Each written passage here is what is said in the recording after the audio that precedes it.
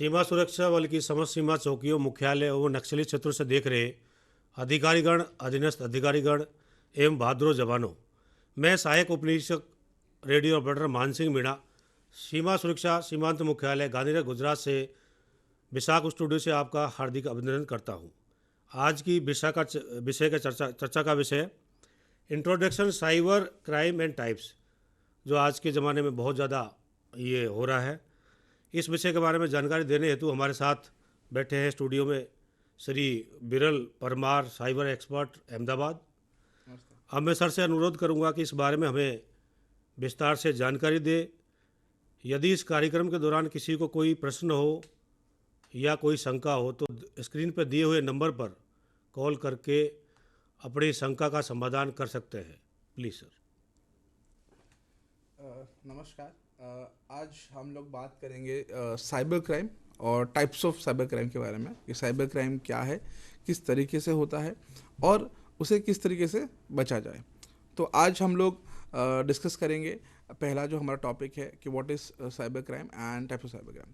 अगर हम लोग बात करें साइबर क्राइम की, तो हम लोग रोज़िंदा हमारी ज़िंदगी में कभी ना कभी ऐसा होता है कि हमारे साथ साइबर क्राइम हो सकता है या होता है एंड हुए भी हैं।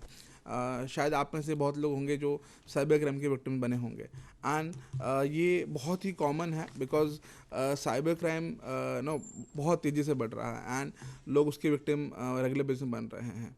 सो उसके बारे में आज हम शुरू करेंगे। उससे पहले देखते हैं कि ये कितना हो रहा है, कहाँ कहाँ हो रहा है, कैसे कैसे हो रहा है। सो आप देख सकते हैं कुछ नंबर्स हैं, मैं यहाँ पे दिखा रहा हूँ आपको। जो एक सर्टिन जो गवर्नमेंट ऑफ इंडिया का एक डिवीजन है, इसके अंदर वो लोग कंप्यूटर से रिलेटेड जो भी साइबर अटैक्स हो रहे हैं इंडिया के अंदर या साइबर क्राइम हो रहे हैं, तो उनका वो नोट रखते हैं। तो आप उसकी रिपोर्ट के हिसाब से, सर्टिन की रिपोर्ट के हिसाब से, certain that is computer emergency response team और इंडिया, तो सर्टिन के रिपोर्ट के हिसाब से पिछले कुछ 5 सालों के अंदर साइबर क्राइम कैसे बढ़ा है। जैसे आप देख सकते हो 49,445 2015 में था, और अभी जो पिछले कुछ सालों में जो इंक्रीज़ हुआ है, और लास्ट 2020 के अंदर सिर्फ आधे आधे साल के अंदर अंदर अराउंड 6,96,938 साइबर अटैक्स हुए थे। सो आप सोच सकते हो कितने ज़्यादा साइबर क्राइम बढ़ रहे हैं। जितना इंटरनेट बढ़ रहा है, जितना लोग इंटरनेट पे आ रहे हैं, तो लोगों के लिए विक्टिम्स भी, जो हैकर्स हैं या स्कैमर्स, उसके लिए विक्टिम भी बढ़ रहे हैं। सो उस तरीके से वो लोग cyber attacks, cyber crimes almost 7 lakh 2020 की बात है। 2021 के अभी नंबर्स आए नहीं है, 2022 के अभी बस काम चल रहा है कि नंबर्स पता चलेंगे हमें कितना बढ़ रहा है पिछले कुछ सालों में। खास करके जब कोविड के दौरान ये नंबर्स बढ़े हैं, बिकॉज कोविड के दौरान मैक्सिमम लोग इंटरनेट यूज़ कर रहे थे एंड उसके विक्टिम भी बने हैं। सो उसके अलावा एक और रिपोर्ट है, उसके हिसाब से 2019 के अंदर अराउंड 3,17,439 साइबर इंसिडेंट्स बने थे। उसमें से 5,771 FIR भी रजिस्टर्ड हुई थी। सो ऐसे बहुत सारे साइबर क्राइम्स बढ़ रहे हैं अलग अलग स्टेट्स के अंदर। और एक रिपोर्ट के हिसाब से, और इवन हमारे जो NSA हैं, अजय दोवल जी, उनके हिसाब से भी इंडिया के अंदर 500% से इंक्रीज़ हो रहा है साइबर क्राइम, एंड जो बहुत बड़ी बात है।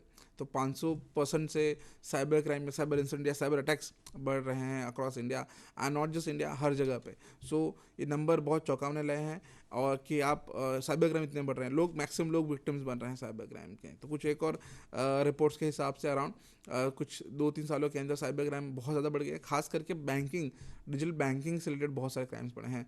तो 2018 के अंदर कुछ 1,59,59,761 साइबर इंसिडेंट्स बने थे डिजिटल बैंकिंग के रिलेटेड, और 2020 के अंदर 2,90,445, ऑलमोस्ट 2 गुना साइबर क्राइम्स बढ़े हैं, एंड अभी नंबर और भी बढ़ रहे हैं। सो ये बहुत ही चिंताजनक बात है, एंड साइबर क्राइम बढ़ रहे हैं एंड लोग विक्टिम बन रहे हैं जस्ट बिकॉज चीज़ें डिजिटलाइज हो रही है। जैसे हमने कल डिस्कस किया था कि भाई डिजिटल इंडिया हो रहा है, डिजिटल इकोनॉमी हो रही है। सो यहाँ पे एक ये कह सकते हैं हम लोग कि उसके कुछ डिसएडवांटेजेस भी हैं, और भी कह सकते हैं बैकड्रॉप्स भी हैं, जिस पे हमें काम करना चाहिए। सो ये ट्रेंडिंग साइबर क्राइम्स के नंबर है, अगेन सर्टिन के हिसाब से है। एंड अगर हम लोग बात करें नंबर ऑफ साइबर क्राइम जो कंप्लेन रजिस्टर्ड होती हैं, कंप्लेन की जाती है साइबर क्राइम की, अगर जैसे अगर आपके साथ कोई साइबर क्राइम होता है, अगर आप विक्टिम बनते हैं साइबर क्राइम के, तो आप रिपोर्ट कराते हैं पुलिस में, राइट, कंप्लेन कराते हैं। सो वो कितनी कंप्लेन हर साल होती हैं। सो NCRB, national crime record bureau of India के हिसाब से जो उनके रजिस्टर्ड रिकॉर्ड्स हैं उसके हिसाब से पिछले कुछ सालों में आप देख सकते हैं पिछले 10 सालों के अंदर कितना साइबर क्राइम बढ़ा है। सो अभी पिछले ही साल की रिपोर्ट के हिसाब से अराउंड 57,974 जितने साइबर क्राइम्स रजिस्टर्ड हुए हैं, FIR रजिस्टर्ड सिर्फ और सिर्फ साइबर क्राइम की, कि साइबर क्राइम इतने हुए हैं। सो ये ऑन रिकॉर्ड नंबर्स हैं, मैं कहूँगा अगेन ये ऑन रिकॉर्ड्स नंबर है जो ऑन पेपर आते हैं कि भाई इतने साइबर क्राइम हुए हैं, बट जो कि उससे ज़्यादा ही हुए, कम नहीं हुए। ठीक है, एंड ये मैं वो भी कहूँगा, ऐड करूँगा इस चीज़ पे कि ये जस्ट नंबर्स जो हैं हम लोग जो देख रहे हैं, ये नंबर्स ये सिर्फ और सिर्फ ऐसे कि जिस पे एक्शन लिया गया और FIR रजिस्टर्ड हुई है, ऐसी बहुत सारे नंबर्स, और ये ऑलमोस्ट 1 से 2% है जितने साइबर क्राइम इंडिया में हो रहे हैं, उसके 1 से 2% जो नंबर हम लोग यहाँ देख रहे हैं। So number of cyber crime जो है बहुत ही ज़्यादा है। बिकॉज ये नंबर क्यों नहीं दिख रहे? बिकॉज लोग डरते हैं, पहले तो उनको पता नहीं होता है कि साइबर क्राइम हो तो कहाँ जाना है, किससे मिलना है, क्या करना है, एंड रिपोर्ट कहाँ कराना है, मदद मिलेगी नहीं मिलेगी, और डरते भी है कि भाई करने जाए तो पुलिस ने पकड़ लिया, पुलिस हमको ये करवाएगी वो करवाएगी। सो डर के मारे ये लोग नहीं करते, तो इसलिए नंबर्स बहुत कम हैं। यहाँ पर नंबर ऑफ साइबर क्राइम्स बहुत ज़्यादा है, बट भले हमें कम दिख रहे कि भाई इतने हैं।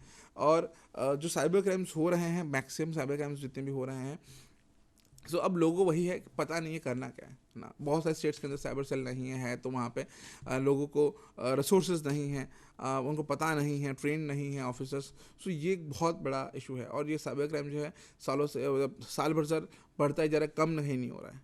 सो ऑलमोस्ट 100% 200% से रेट से साइबर क्राइम इंक्रीज हो रहा है, और ऑप्शन नहीं है लोगों के पास, और पता नहीं लोगों के पास कहाँ जाना है। सो ये एक लैक ऑफ अवेयरनेस एक बहुत बड़ा इशू है कि हमें पता नहीं होता साइबर क्राइम होता है, या किसे साइबर क्राइम कहते हैं ये भी नहीं पता, राइट। सो वो एक बहुत बड़ा इशू है। इसलिए आज हम लोग डिस्कस करेंगे कि भाई साइबर क्राइम क्या है, कैसे होता है, कैसे बचना चाहिए, और हमें क्या ध्यान रखना चाहिए। सो आज की टॉपिक्स में शुरू हम लोग साइबर क्राइम से करेंगे, एंड देन साथ साथ में सोशल मीडिया भी हमारा एक टॉपिक है आज का, लेकिन उसके अंदर जो मेन इंपॉर्टेंट पार्ट है साइबर क्राइम का, सो वो मैं साथ में कवर करूँगा। साइबर क्राइम सोशल मीडिया के साथ कैसे होता है, आपको कैसे बचा जाए इससे, तो ये सब चीज़ें हम भी उसके साथ भी डिस्कस करेंगे। अगर हम लोग यही केसेस, नंबर ऑफ़ केसेस जो हैं 2021 में जो हुए हैं NCRB रिपोर्ट के हिसाब से, जो मैक्सिमम नंबर ऑफ़ केसेस हैं वो पहले 5 जो स्टेट्स हैं वो तेलंगाना, उत्तर प्रदेश, कर्नाटका, महाराष्ट्र और आसाम। ये टॉप 5 स्टेट्स हैं जहाँ पे maximum number of cyber crimes हुए हैं, नंबर केस रजिस्टर्ड हुए हैं।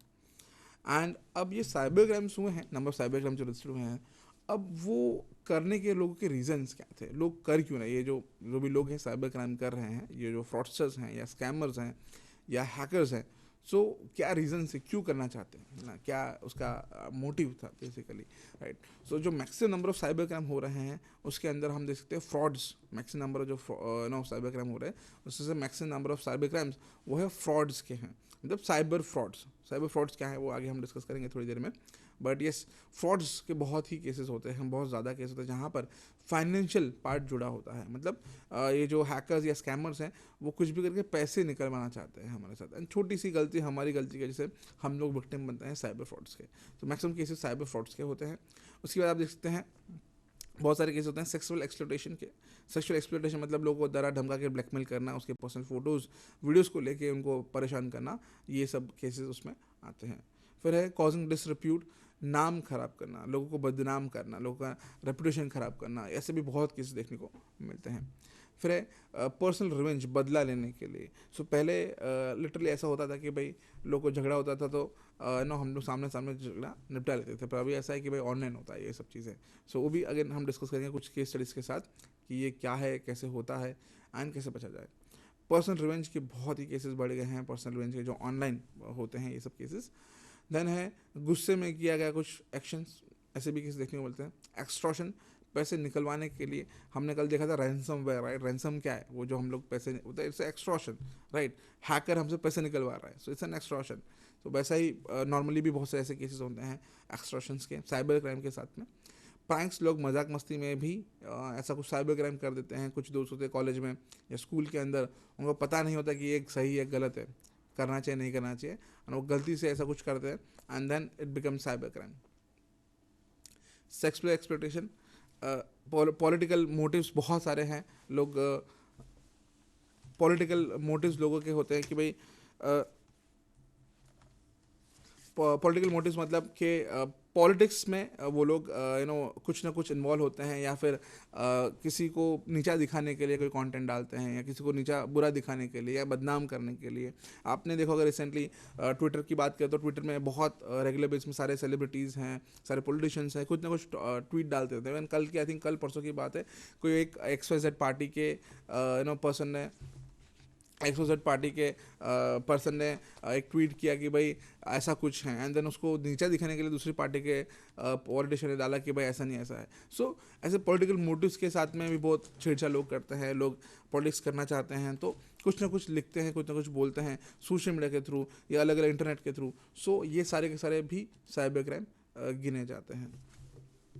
और इसके अलावा जो नंबर ऑफ़ साइबर क्राइम्स हैं उसमें ख़ास करके अभी हाल में कि ये लोग जो इन्वॉल्व होते हैं, मतलब ये साइबर क्राइम है, साइबर क्राइम कर कौन रहा है। सो उसमें हम देखा जाए तो मैक्सिमम जो साइबर क्राइम्स होते हैं उसमें करने वाला ऐसा ही है जो हमें जान पहचान का है। सो आप मैक्सिमम केसेस के अंदर देखते हैं हम लोग कि जहाँ पर neighbours, non person, relative, friends and family member ऐसा कोई इन्वॉल्व होता है।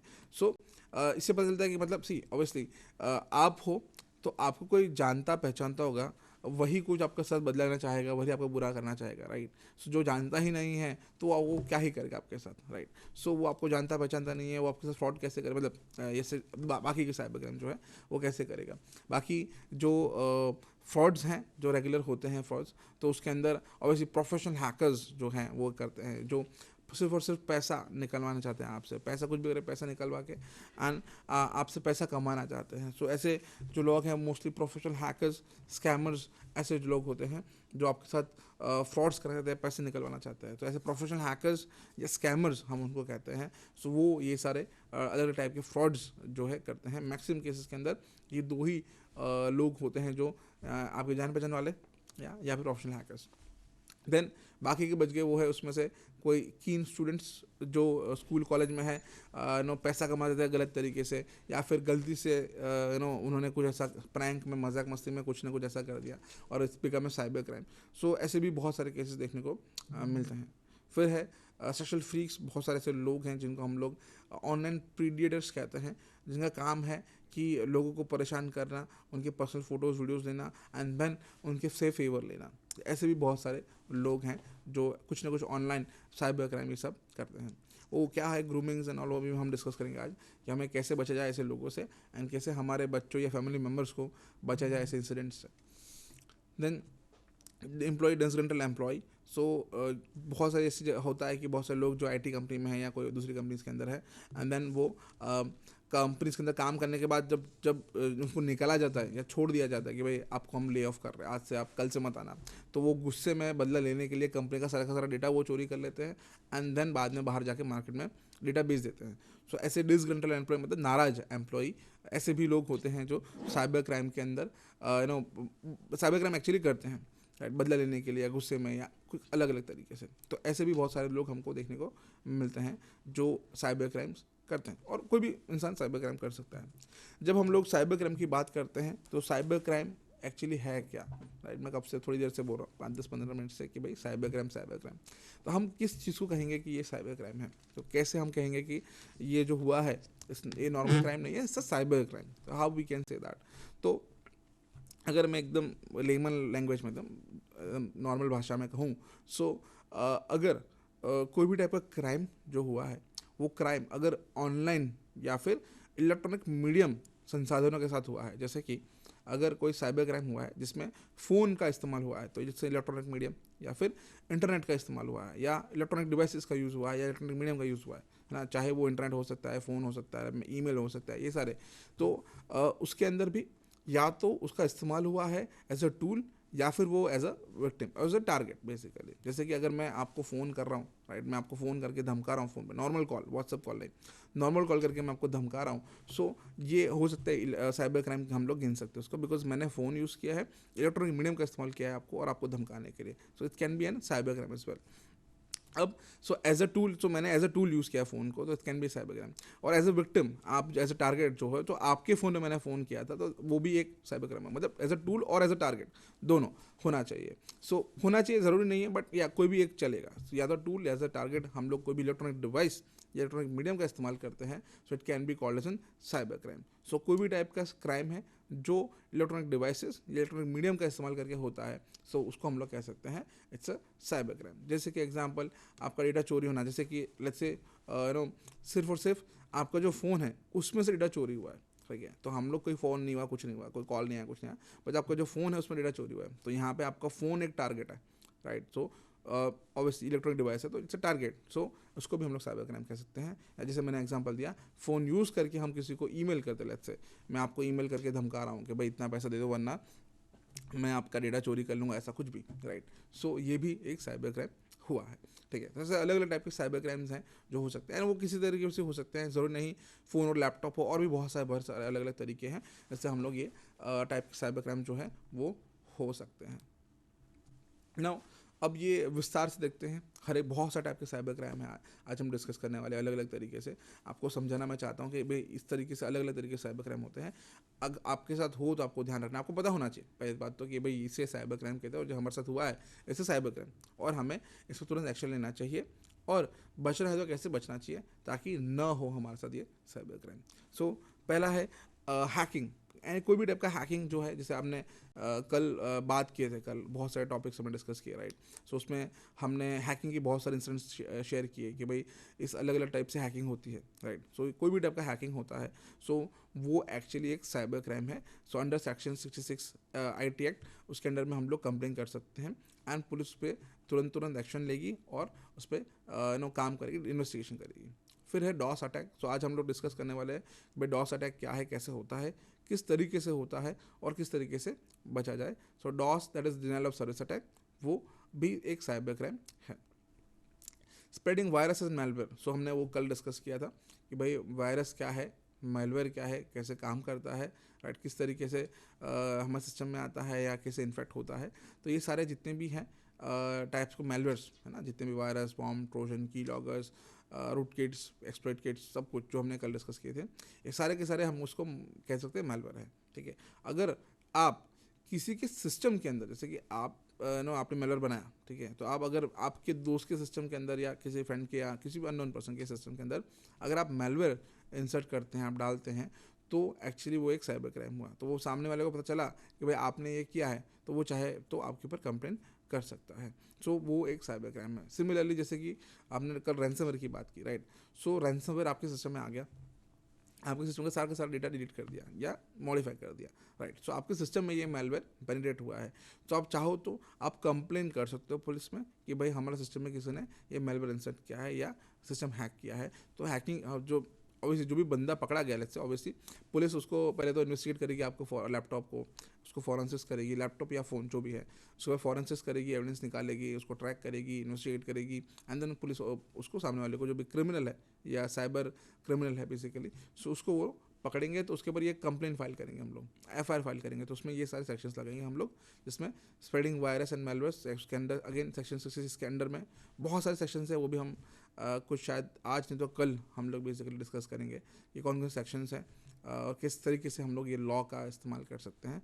सो ये साइबर क्राइम उसमें गिना जाएगा। तो मेलवेयर्स, देन हैकिंग, तो अलग अलग सेक्शन से उसके अंडर में हम लोग सामने वाले को एक्चुअली जेल तक पहुंचा सकते हैं, और उस पर फाइन भी भरना पड़ सकता है उसको, और हमारा जो नुकसान हुआ है उसका हर्जाना भी देना पड़ सकता है। फिर वेबसाइट डिफेसमेंट। सो वेबसाइट डिफेसमेंट मतलब वेबसाइट का पूरा हुलिया चेंज कर देना, जैसे वेबसाइट कोई जैसे दिख रही है वैसी की जगह उसको बदल देना, उसके अंदर कुछ एडिशन कर देना, कोई कंटेंट डाल देना, जैसे मैं कल आपको दिखा रहा था वो पाकिस्तानी वेबसाइट्स को, राइट। सो वैसा ही आप उसको चेंज कर दोगे, वहाँ पे कुछ और आप लिख दोगे, कुछ और डाल दोगे, राइट। उसको हम लोग कहते हैं वेबसाइट डिफेसमेंट। तो कोई भी वेबसाइट अगर आप हैक करते हो, उसमें चेंजेस कर देते हो, उसको हम लोग कहते हैं वेबसाइट डिफेसमेंट। सो वो भी एक साइबर क्राइम है। सो अगर लेट्स से आपका बिजनेस कोई है या आपकी कंपनी है, कोई ऑर्गेनाइजेशन है, या हमारा BSF का वेबसाइट है, अगर कोई हैकर वो वेबसाइट हैक कर लेता है, वेबसाइट को चेंज कर देता है, डिफेस कर देता है, तो हम उसके ऊपर कंप्लेंट कर सकते हैं, एंड उसको जेल जाना पड़ सकता है। एंड वो because it's a BSF website, हमारे गवर्नमेंट ऑफ इंडिया की वेबसाइट है, and it's a national security issue, right. तो ऐसे वाले सिनेरियोस को, ऐसा कोई भी साइबर क्राइम होता है उसको, हर एक ऐसे कोई भी साइबर क्राइम है उसको हम लोग स्पेशल कैटेगरी में डालते हैं, जो स्पेशल कैटेगरी है सेक्शन 66F साइबर टेररिज्म, ठीक है। सो अगर आप हमारी नेशनल सिक्योरिटी के कोई भी लेन देना ऐसा इशू होता है, कोई भी टाइप का साइबर क्राइम है जो हमारे साथ हमारे नेशनल इंटीग्रिटी को ठेस पहुंचाता है, हमारी गवर्नमेंट ऑफ वेबसाइट्स, कोई भी गवर्नमेंट वेबसाइट्स हैं हमारी, उनको कोई उनसे कोई लेना देना है, या उनको हैकिंग हुआ है उसका, या डेटा मॉडिफाई हुआ है, डेटा लीक हुआ है, कुछ भी होता है, तो ये सारे के सारे इसको हम लोग कहते हैं बेसिकली अ प्रोटेक्टेड सिस्टम।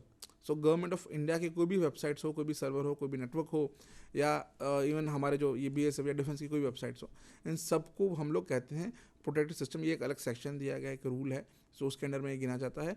अगर उसके साथ कोई भी छेड़छाड़ होती है, जैसे कि कोई क्रिमिनल है जिसने नॉर्मल कोई वेबसाइट्स का हैक किया, तो वो जो बिजनेस का ओनर है वो उस पर कंप्लेन करेगा एंड वो एक्शन लिया जाएगा। लेकिन अगर गवर्नमेंट की कोई वेबसाइट पे हैक किया गया, गवर्नमेंट वेबसाइट को हैक की गई, तो उसके ऊपर हम लोग साइबर टेररिज्म का स्पेशल एक लॉ है, सेक्शन है, उस पर हम लोग वो लगाएंगे उसके ऊपर, एंड उसके अंडर में उसको ज़िंदगी भर जेल में रहना पड़ सकता है, prisonment for life time. Then spoofing एक है अटैक, साइबर क्राइम है जो बहुत होता है। स्पूफिंग के अंदर ऐसा होता है कि जैसे कि मैंने लेट्स से आपको एक मैसेज भेज रहा हूँ मैं आपको, सो वो जो मैसेज भेज रहा हूँ वो एक्चुअली मैंने आपको भेजा, XYZ पर्सन जो भी है उसको भेजा मैंने, सो मेरा और उनका कम्युनिकेशन है XYZ का, एंड देन ना मैंने जो डेटा भेजा, मैंने जो इन्फॉर्मेशन भेजी, उसको कुछ चेंजेस किए गए, एंड जो मैंने जो कहा गया, मैंने जो बोला वो नहीं था।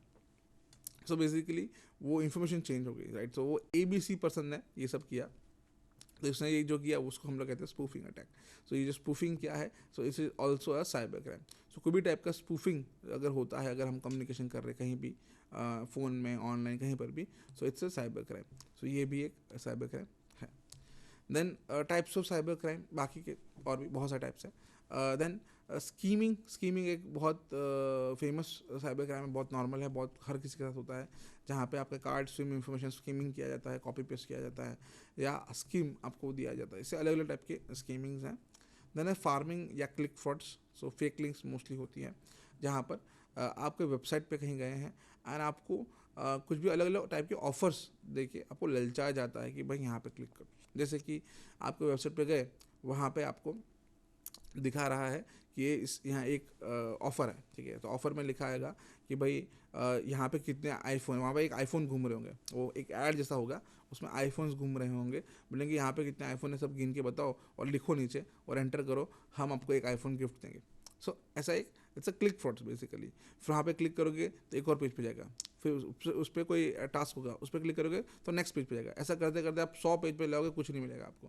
तो इसको हम लोग कहते हैं क्लिक फ्रॉड्स। और मोस्टली इसमें क्लिक्स करके जितने क्लिक्स आप करोगे उतने एक्चुअली वो एड्स क्रिएट रन होंगे, क्लिक जनरेट होंगे, एंड जो बंदे ने ये रन किया प्रोग्राम, ये पूरा एक कैंपेन हम इसे कहते हैं, फ्रॉड कैंपेन, क्लिक कैंपेन, तो उसको हर एक क्लिक के पैसे मिलते हैं और हम लोग सिर्फ हमारा टाइम वेस्ट करते हैं, हमको कुछ नहीं मिलता है। सो ऐसे क्लिक फ्रॉड्स बहुत होते हैं जहाँ पे हमें कन्विंस किया जाता है इस पर क्लिक करो ना। ऐसे बहुत सारे ऐसे वेबसाइट्स हैं, जैसे कि आप कभी आपने कोई सॉन्ग डाउनलोड करने गए, आप बोले कि चलो सॉन्ग मुझे बहुत पसंद आया, चलो मैं इंटरनेट से डाउनलोड कर लेता हूँ। आपने गूगल किया कहीं से एंड आपको कोई वेबसाइट मिली कि भाई यहाँ से आप डाउनलोड कर सकते हो, वहाँ पे बोलेगा click on this link to download the song. आप क्लिक करोगे, फिर वापस एक नेक्स्ट वेबसाइट पे आपको लेके जाएगा कि click on this link to download the song. ऐसा कर करके आप 50 वेबसाइट चले जाओगे, लेकिन डाउनलोड सॉन्ग कभी डाउनलोड नहीं होगा, है ना। होगा तो it can B A malicious thing, it can B A malware, जो हमने कल डिस्कस किया, मेलवेयर हो सकता है उसके अंदर सॉन्ग हो, लेकिन अटैच फाइल में साथ में एक मेलवेयर भी हो सकता है जो हमारा लैपटॉप या फ़ोन हैक कर सकता है, राइट। इसलिए हमेशा फ्री के चक्कर में हमें नहीं पड़ना है, राइट। सो कोई फ्री मिल रही चीज़ है उसके पीछे मत भागो, अदरवाइज हम लोग अगेन साइबर क्राइम के विक्टिम बन सकते हैं, साइबर अटैक के विक्टिम बन सकते हैं। तो ये ध्यान रखना है। इवन बीच में कुछ ऐसे भी चली थी कंपनीज जो आप बोलती थी कि ये एप्लीकेशन है हमारा, आप इस पर एप्लीकेशन डाउनलोड करो एंड देन रोज़ आपको इस पर एड्स दिखेगी आपको सुबह शाम, आप उस पर क्लिक करो एंड देन जितने एड्स पे क्लिक करोगे उतने आपको पैसे मिलेंगे। तो वो आपको बोलेगा घर बैठे बैठे पैसे कमाओ, ऐसा ये स्कीम है, ठीक है। सो जो भी कोई भी ऐसा बोलता है आपको ना, बहुत सारी जगह पे आता है ये एड्स, टीवी में भी आता है, फ़ोन में आता है, व्हाट्सएप में आता है, इंटरनेट में आता है, आपको नॉर्मल टेक्स्ट मैसेज भी आता है कि घर बैठे बैठे पैसे कमाइए, राइट। सो कभी भी कोई सीधी बात है, घर बैठे बैठे कोई पैसे कमा के नहीं देने वाला, ना ही कोई पैसे देगा, राइट। सो ये सारे के सारे फ्रॉड्स हैं, क्लिक फ्रॉड्स हैं, जहाँ पे आपको वही बोलते हैं कि भाई ये एक एप्लीकेशन आप डाउनलोड कर लो, इंस्टॉल कर लो, उसमें आपको रोज़ टास्क दिए जाएंगे, ऐसी कुछ लिंक्स होंगी, उस पर क्लिक कर दे रहो, जितने ज़्यादा क्लिक करोगे उतना ज़्यादा पैसे मिलेंगे आपको। सो उसी एप्लीकेशन के अंदर इट्स अ फेक, बेसिकली पूरा एप्लीकेशन ही फेक है, ठीक है। तो उसके अंदर आपको दिखाएंगे कि देखो आपने जितने क्लिक किया आज के दिन में तो इतना पैसा आपने कमा लिया, तो आपको एप्लीकेशन के अंदर दिखाएगा, उसमें वो होगा वॉलेट होगा, वॉलेट में देखेंगे आपने इतना पैसा कमा लिया, ठीक है। फिर उसमें लिखा होगा कि नो इतना पैसा कमाओ, जैसे आप 50,000 रुपये निकाल पाओगे, 50,000 रुपये तक कमाओ, जब 50,000 रुपये हो जाएगा वॉलेट के अंदर तब आप पैसे निकाल पाओगे, है ना। सो वो कभी 50,000 होगा नहीं, होता है तो आप पैसे कभी निकाल नहीं पाओगे, ठीक है। वो 50,000 हो गया एक बार, 50,000 हो जाने के बाद आपको बोलेगा आपको KYC करना पड़ेगा। सो आप KYC करोगे, अपना ID कार्ड दोगे, ID प्रूफ दोगे, सब कुछ दोगे।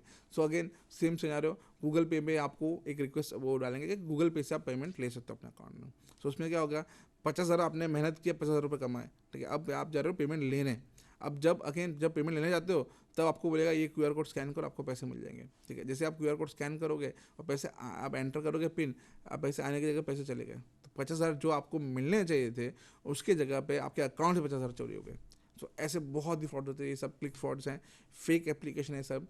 सो सीधी बात है, घर बैठे बैठे कोई पैसे कमा के नहीं दे रहा, ना ही कोई कमा सकता है, राइट। ये इस तरीके से, राइट, ठीक है। सो ये बहुत ही ज़्यादा फ्रॉड्स बढ़ गए हैं, बहुत ही ज़्यादा होते हैं रेगुलर बेसिस के अंदर।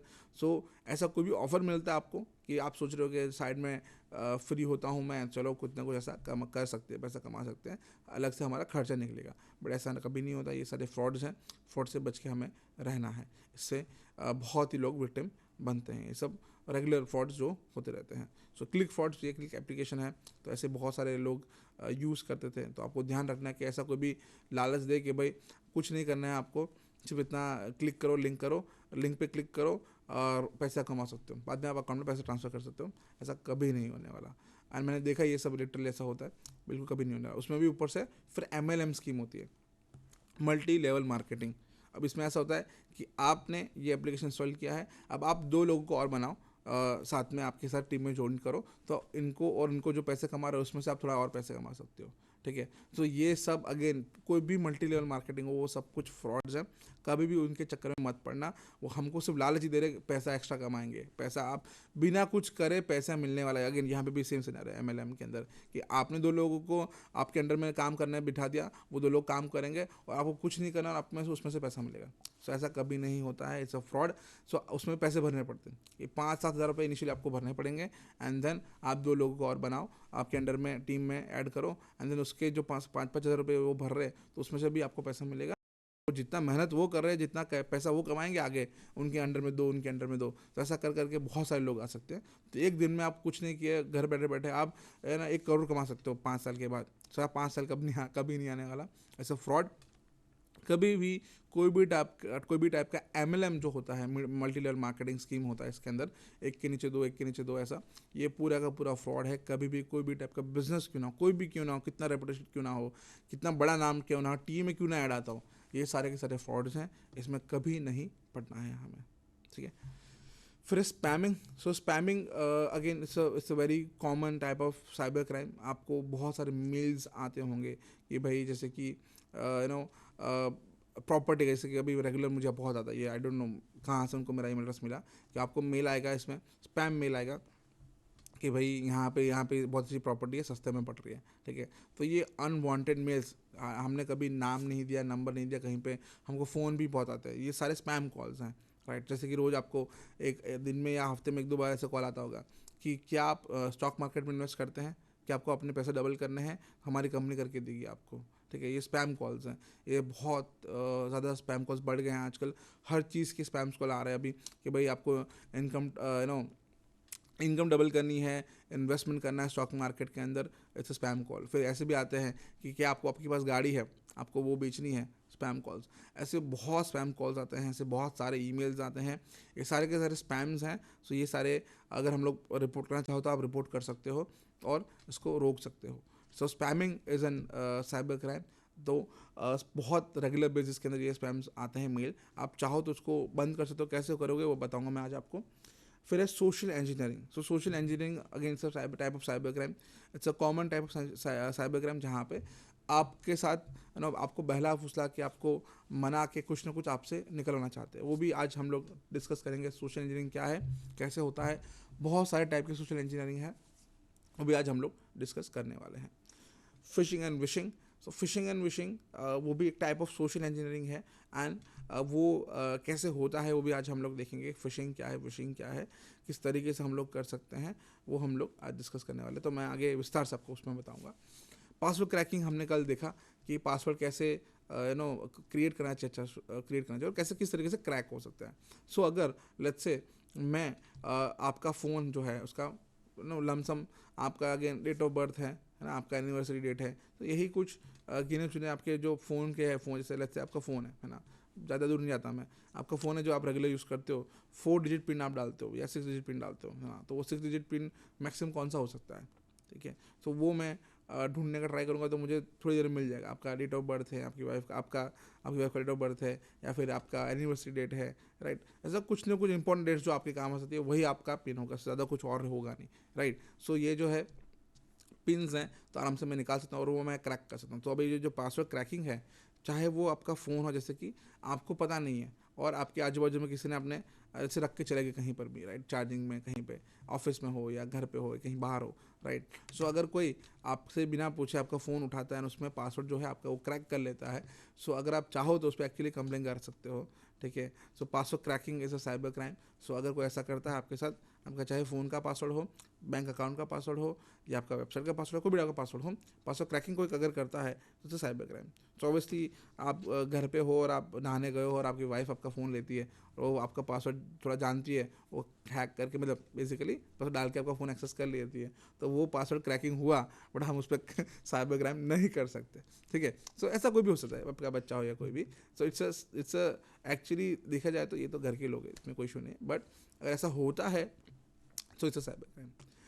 वो भी कैसे हो सकता है, वो भी हमने कुछ डिस्कस किए थे, और फिर भी आज भी हम लोग एक दो पॉइंट्स और एड ऑन में करूँगा कि उसके अलावा और कैसे किस तरीके से ये सब हो सकता है।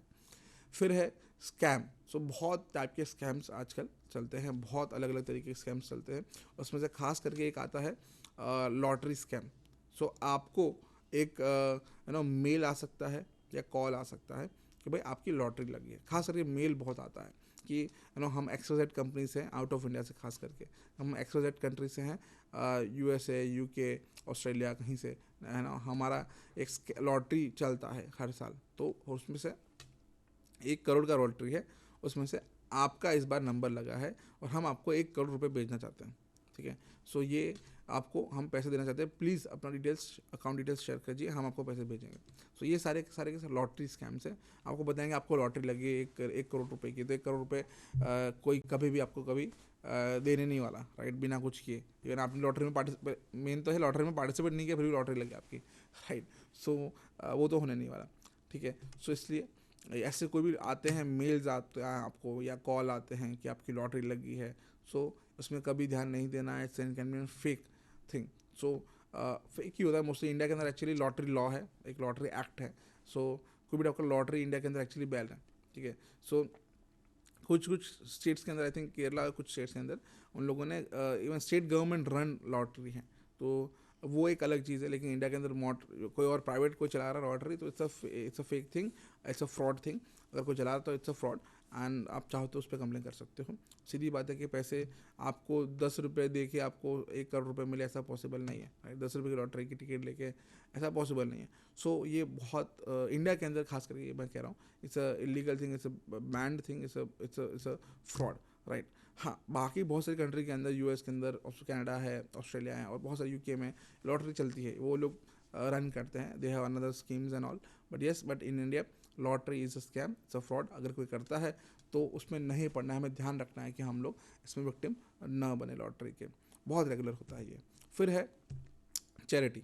सो चैरिटी एक स्कैम है, जैसे कि चैरिटी के अंदर स्कैम होता है, बेसिकली चैरिटी स्कैम नहीं है, बट चैरिटी के साथ स्कैम होता है। जैसे कि आपको एक मेल आएगा कि हम XYZ ऑर्गेनाइजेशन से हैं एंड हमें पैसे की बहुत ज़्यादा ज़रूरत है, हमें डोनेशन दीजिए, प्लीज़ डोनेट कीजिए कुछ।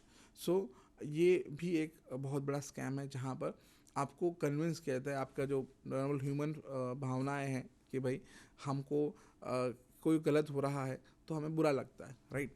हम किसी को ज़रूरत है, मदद की ज़रूरत है, हम मदद करते हैं, हमारा देश ही ऐसा है, किसी की मदद कर सकते हैं हम।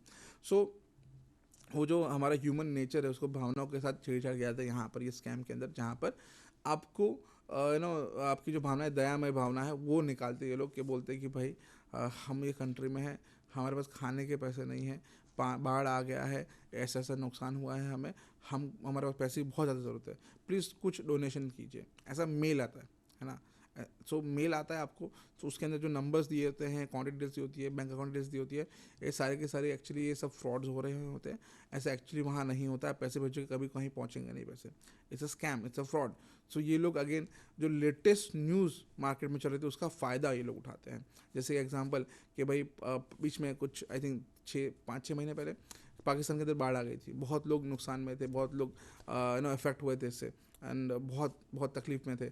अब ये इन्फॉर्मेशन का फ़ायदा उठा के अगेन फ्रॉड शुरू किया कि भाई पाकिस्तान में हमारा ये एनजीओ है, अच्छा खासा फोटो वोटो डालेंगे, आपको दिखाएंगे ये एनजीओ है, ये फ़ोटो है, हमने ये मदद कर रहे हैं, हमें और पैसे की ज़रूरत है तो प्लीज़ डोनेट कीजिए। तो ऐसे अलग अलग कंट्री के नाम से अलग अलग जहाँ जहाँ ये लेटेस्ट न्यूज़ वो लोग देखते हैं, वो इन्फॉर्मेशन निकालते हैं, वो इन्फॉर्मेशन का यूज़ इस्तेमाल करके फिर वहाँ की जो लोकल कोई होगा ऑर्गेनाइजेशन, उनके फ़ोटोज़ वीडियो सब लेके हमको दिखाते हैं कि देखो हम यहाँ से हैं और ये हमारा ऑर्गेनाइजेशन है और हमें ये पैसों की ज़रूरत है, प्लीज़ आप चैरिटी कीजिए, डोनेशन कीजिए, हमें 500 रुपये भी चलेंगे एग्जाम्पल, राइट। सो ये सारे के सारे फ्रॉड्स हैं, एक्चुअली ये सारे स्कैम्स हैं, ये चैरिटीज़ जो है इतने मेल्स आते हैं इस तरीके का, ये सारे के सारे मोस्टली नो फ्रॉड्स रहते हैं। जैसे कि एक बहुत अच्छा एग्जांपल मैं आपको बताता हूँ कि ये एक बात है, आई थिंक 4-5 साल पहले की बात है।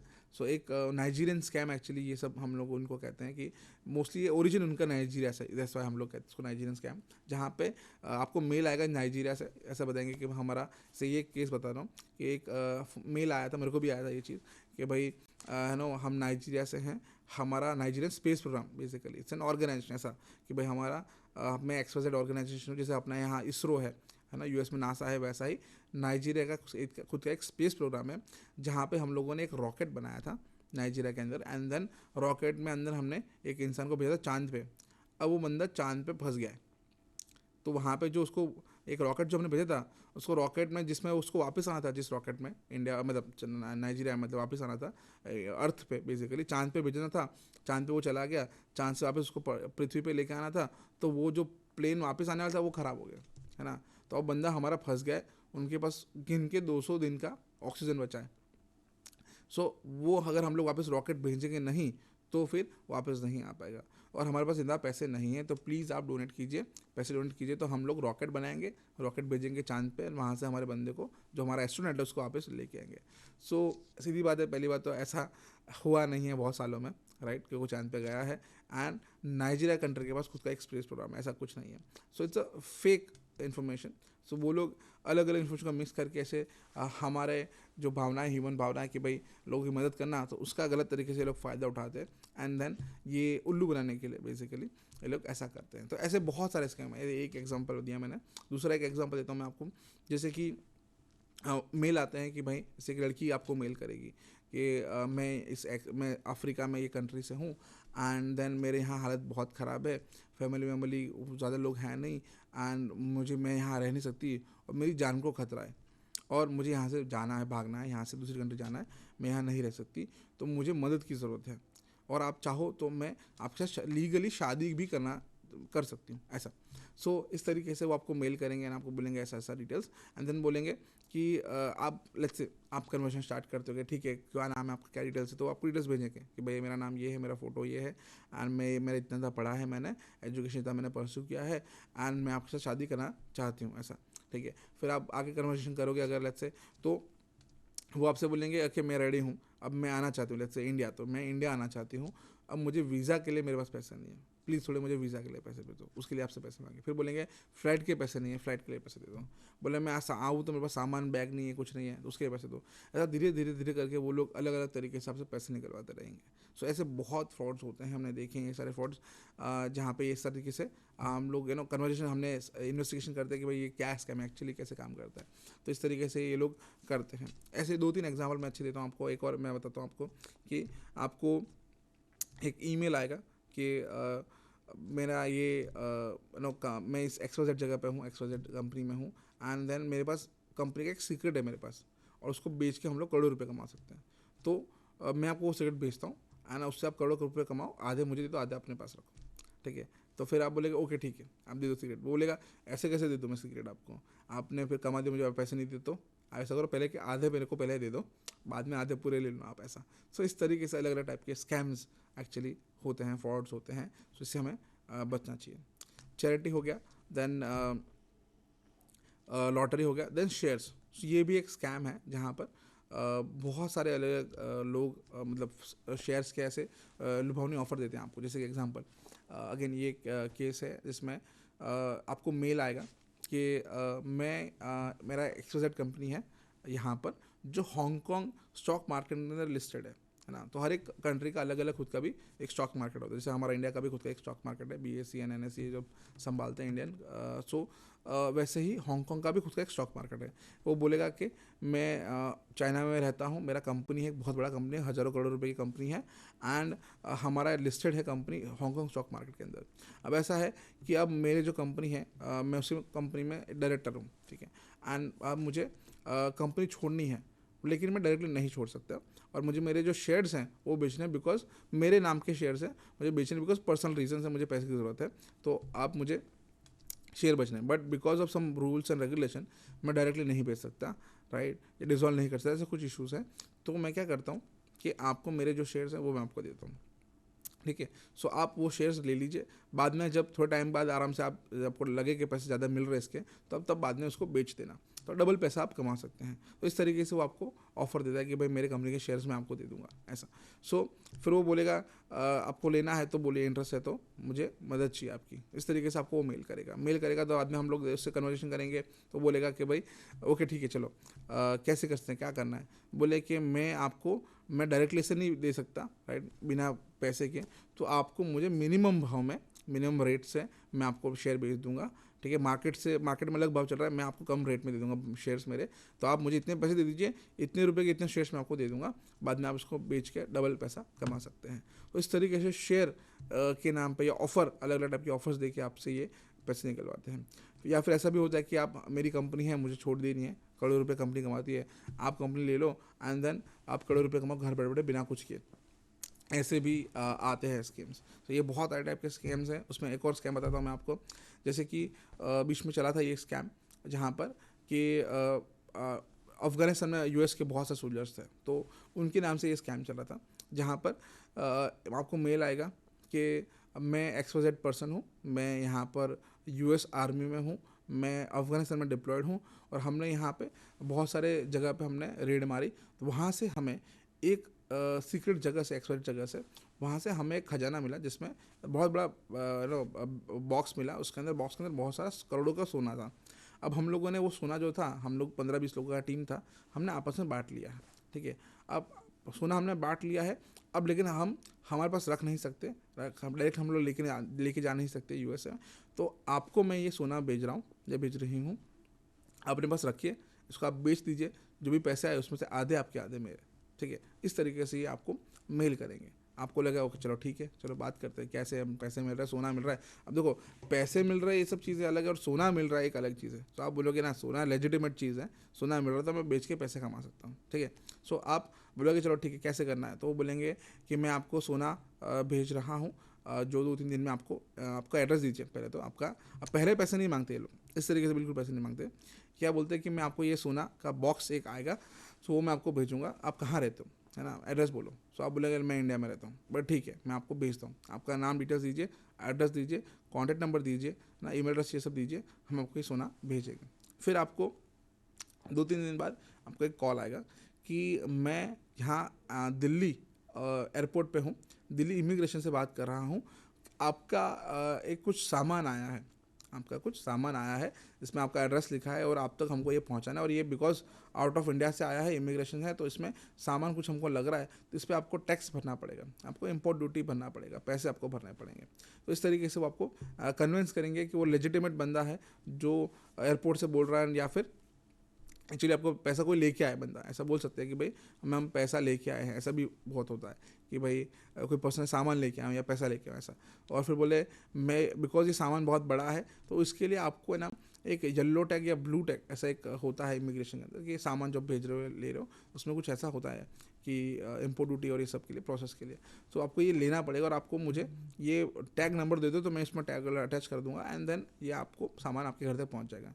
सो ऐसा करके इस तरीके से आपसे ये लोग अलग अलग तरीके से फिर बाद में, बिकॉज अब आपको ऐसा लगे कि यार सामान तो आ ही गया है ना, इंडिया एयरपोर्ट से दिल्ली एयरपोर्ट से फ़ोन आ रहा है, सामान आ गया है, तो मैं मंगा लेता हूँ। सो अगर इट्स अ फ्रॉड, ऐसा नहीं होता है। सो ऐसा नॉर्मली जो प्रोसेस वो यही है कि अगर सामान आपने कोई बाहर से मंगाया है तो आएगा तो इमिग्रेशन चेक करेंगे, देन वो लोग देखेंगे, देन आपको कॉल करेंगे, पूछेंगे क्या है क्या नहीं है।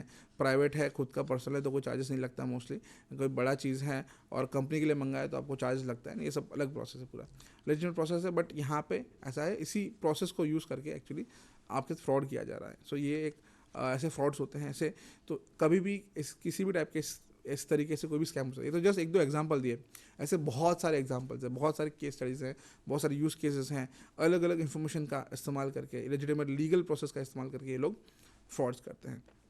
तो इससे हमें बचना है।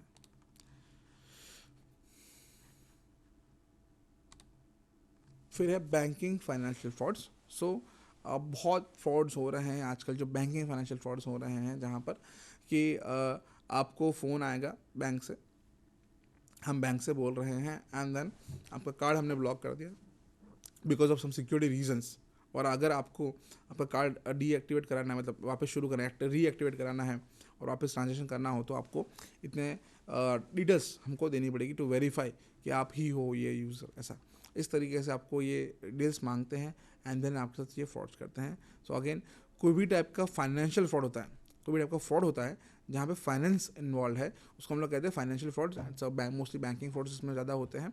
सो ये सारे फ्रॉड्स हैं।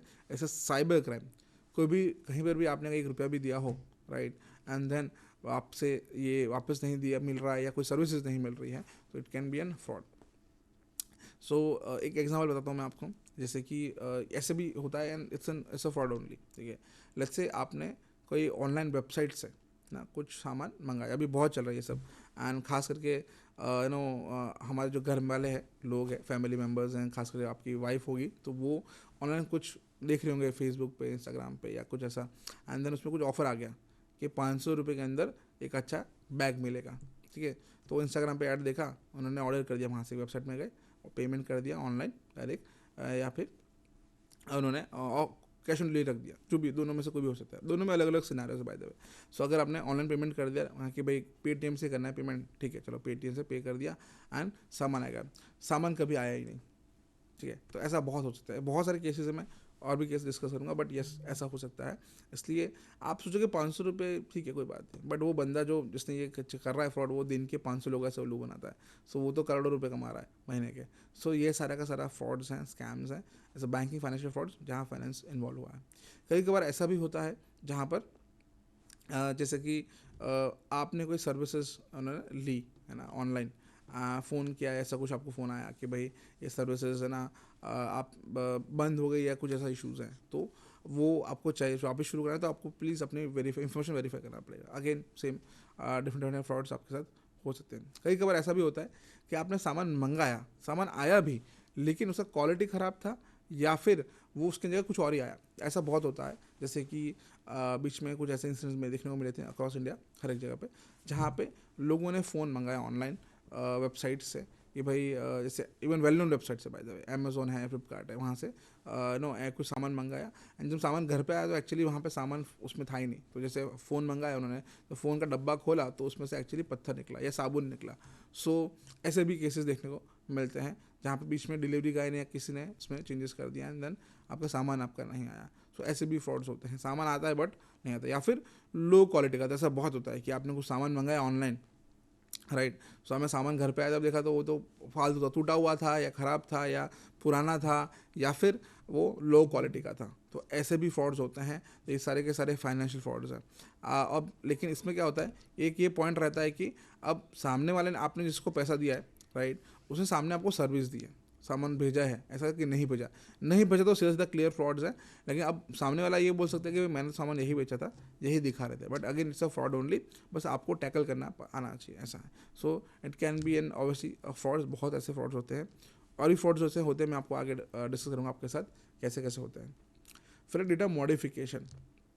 तो डेटा मॉडिफिकेशन बहुत ऐसे केस देखने को मिलता है जहाँ पे इंफॉर्मेशन का चेंजेस मॉडिफिकेशन किया जा सकता है, अलग अलग ओरिजिनल इंफॉर्मेशन का गलत तरीके से यूज़ करके देन बाद में ऑनलाइन शेयर किया जाए, तो वो भी एक साइबर क्राइम है। जैसे कि फेक न्यूज़ है, मिस इन्फॉर्मेशन है, तो वो भी एक साइबर क्राइम, वो भी आज हम डिस्कस करेंगे कि कैसे ऑनलाइन कंटेंट जो शेयर किया जाता है, राइट, वो किस तरीके से गलत हो सकता है, या कैसे हम सोच सकते हैं, देख सकते हैं भाई ये गलत है या नहीं, सही है क्या नहीं, एंड है तो कैसे इसको रिपोर्ट करना है, right, reporting of cyber incident, inappropriate content on social media, वो भी आज हम लोग देखेंगे। देन है identity theft and misuse.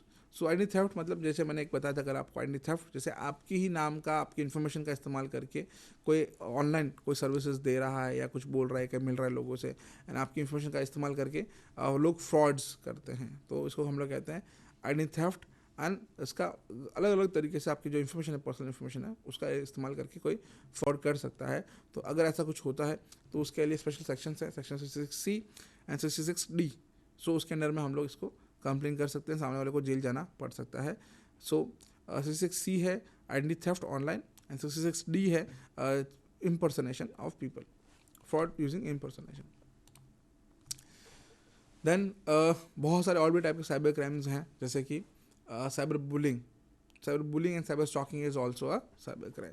So cyber bullying जो है, सो मतलब अगर कोई नॉर्मली क्या होता है कि कॉलेज के अंदर अभी तो ये सब कम हो गया है, हर जगह पॉलिसीज एंड रूल्स रेगुलेशन बन गए हैं, लेकिन जो बुली है मतलब रैगिंग, बेसिकली आपने सुना होगा, रैगिंग वर्ड सुना होगा, बुली मतलब परेशान करना। सो जो रैगिंग है उसमें बहुत सारी कॉलेजेस के अंदर ये चलता था, और आज भी बहुत सारी जगह पे आज भी चलता ही होगा, लेकिन इट्स अ सीरियस थिंग जहाँ पर आप किसी को हैरान परेशान कर रहे हैं, तो इट्स अ बुलिंग थिंग। हम ये ऑनलाइन भी होता है कि आप ऑनलाइन किसी के साथ मजाक मस्ती कर रहे हो, छेड़छाड़ कर रहे हो, right, it's a bullying thing. Cyber bullying भी इट्स साइबर क्राइम।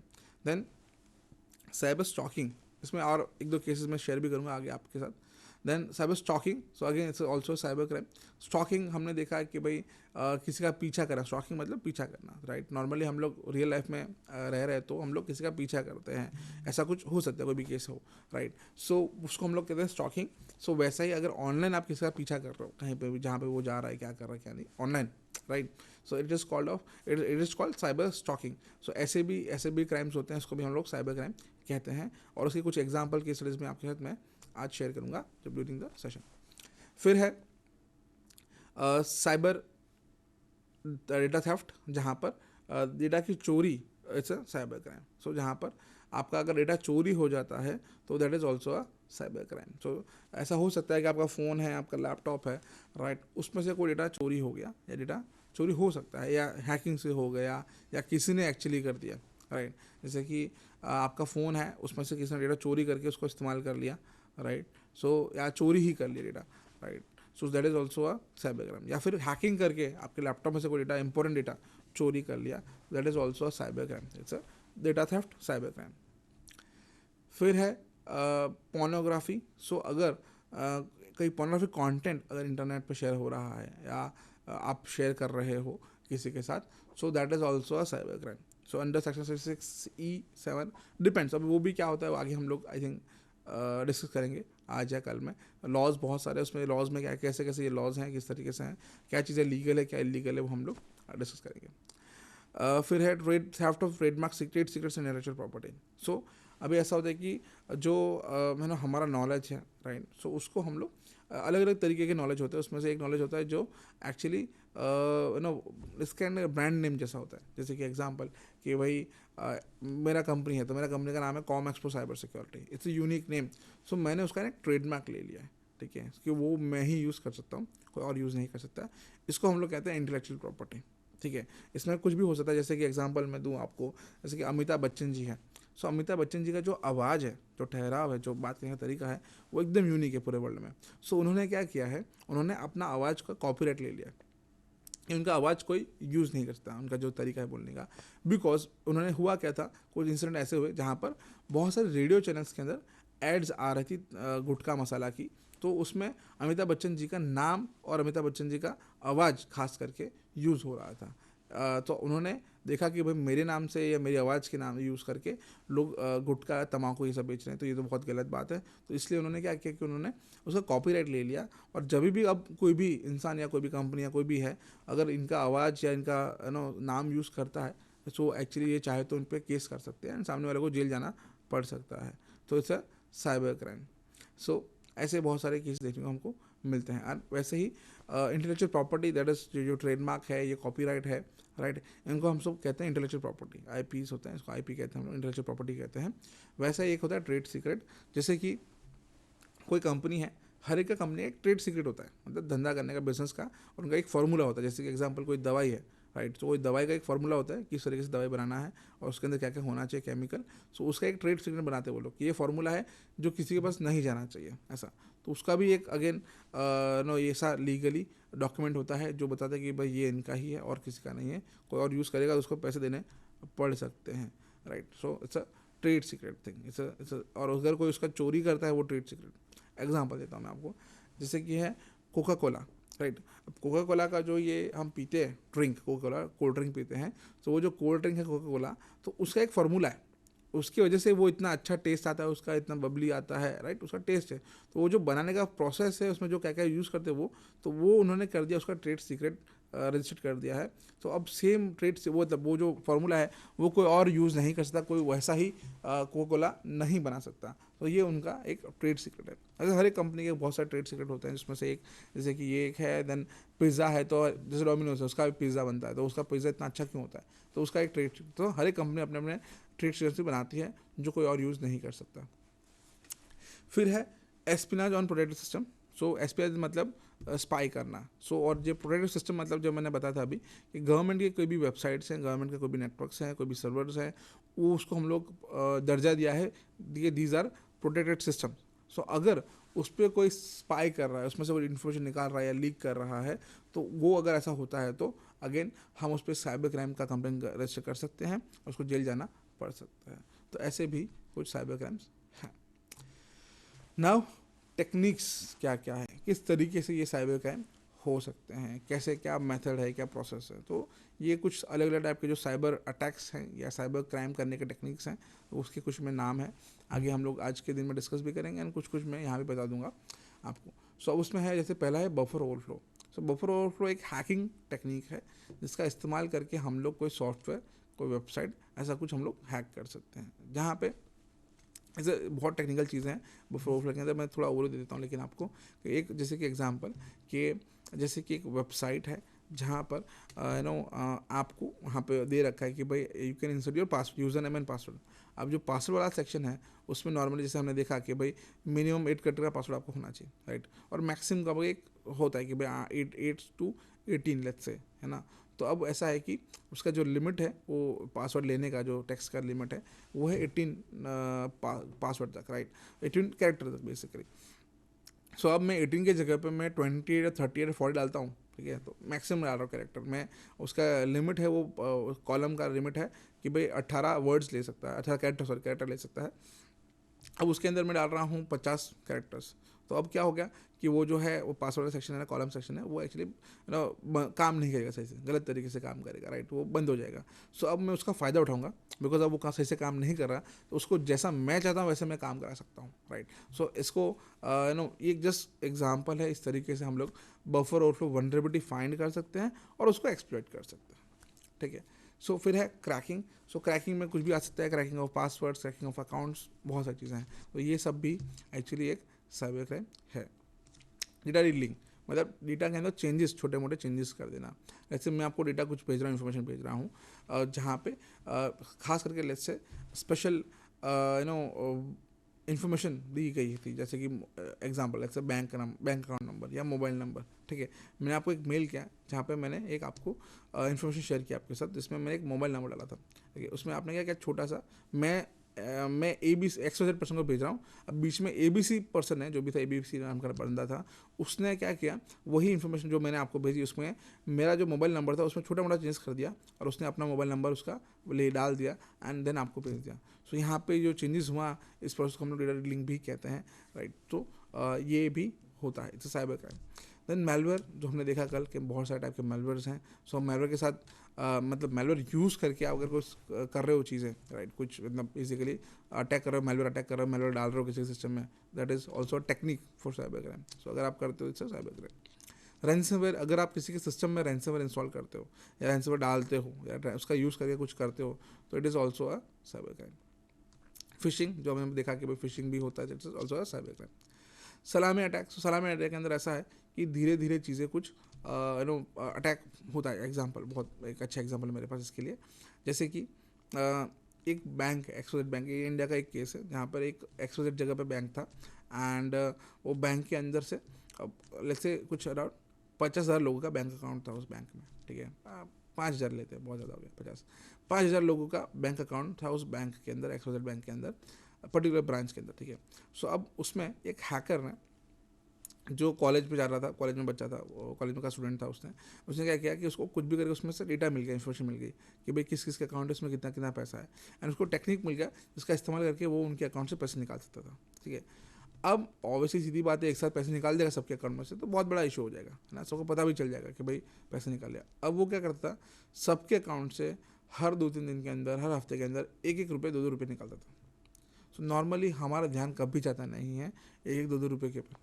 सो पहले तो एक्चुअली ऐसा था कि हर कोई का इतना था कि भाई हमने इस महीने इतना ट्रांजेक्शन किया, या हर हफ्ते जाके बैंक में जाके पासबुक में चेक डाल एंट्री करवाते, राइट।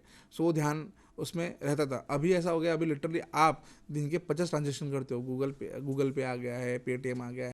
अब दिन में आप पानी पीने जाते हो, कहीं बॉटल लेते हो 10 रुपये की, गूगल पे कर दिया आपने, है ना। तो एक चॉकलेट, 2 रुपये चॉकलेट ली, उसके भी गूगल पे कर रहे हो आप, और लिटरली ऐसा अब ये बहुत ज़्यादा हो गया। अब सोचो कि आपको जैसे 2-3 रुपये के ट्रांजेक्शन आप जाने दोगे क्या, 2-3 रुपये ठीक है, होगा कुछ मिनट ट्रांजेक्शन क्या होगा।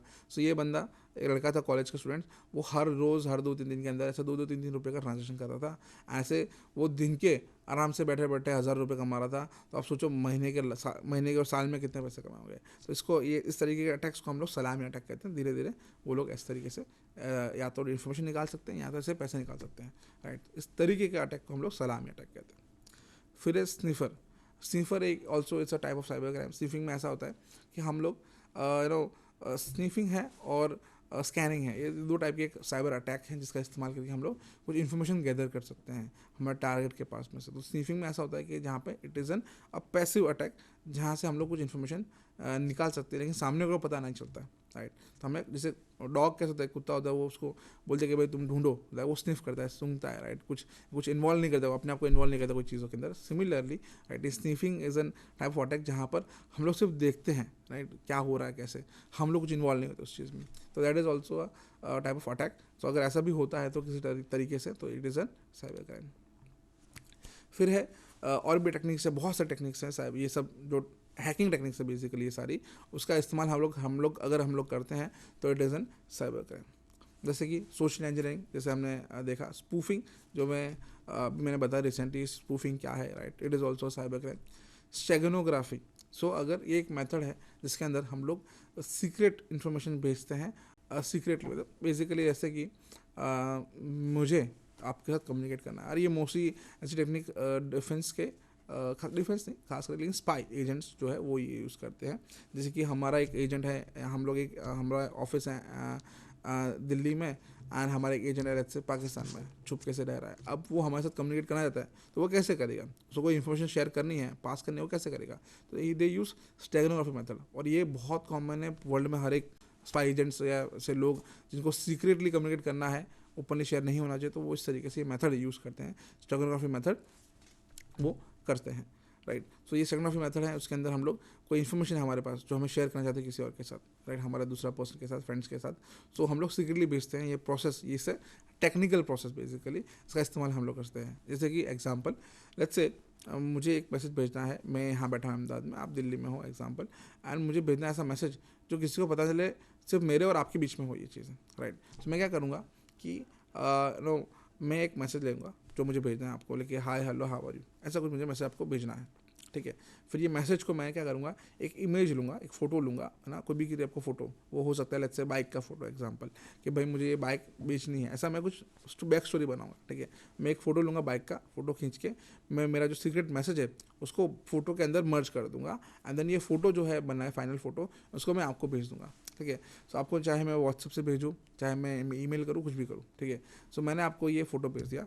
अब आपके एंड में आप क्या करोगे, आपको पता है क्या हुआ है यहाँ पर, ठीक है। आप क्या करोगे, फोटो में से सीक्रेट मैसेज निकालोगे और ये मैसेज पढ़ोगे कि मैंने क्या आपको भेजा है, ठीक है। लेकिन नॉर्मली सबके लिए तो यही है, इस बाइक का फोटो है, तो हम लोग जैसे कन्वर्सेशन कर रहे हैं कि मैं आपको भेज रहा हूँ कि भाई मुझे ये बाइक बेचना है ना, इतने रुपए हैं, आपने मैसेज मिल गया आपको, और मेरे और आपके अलग किसी को पता नहीं है क्या है। तो अगर कोई मैसेज भी देखेगा बोलेगा अच्छा क्या है भाई, ये भैया किसी को बाइक बेचना था, मुझे डिटेल्स भेजा है, राइट, ऐसा। तो इसको दिस टेक्निक कॉल्ड स्टेगनोग्राफी। और बहुत सारी चीज़ें इसमें, टाइम अपने पास है नहीं इसको करने के लिए, but yes it's a serious thing.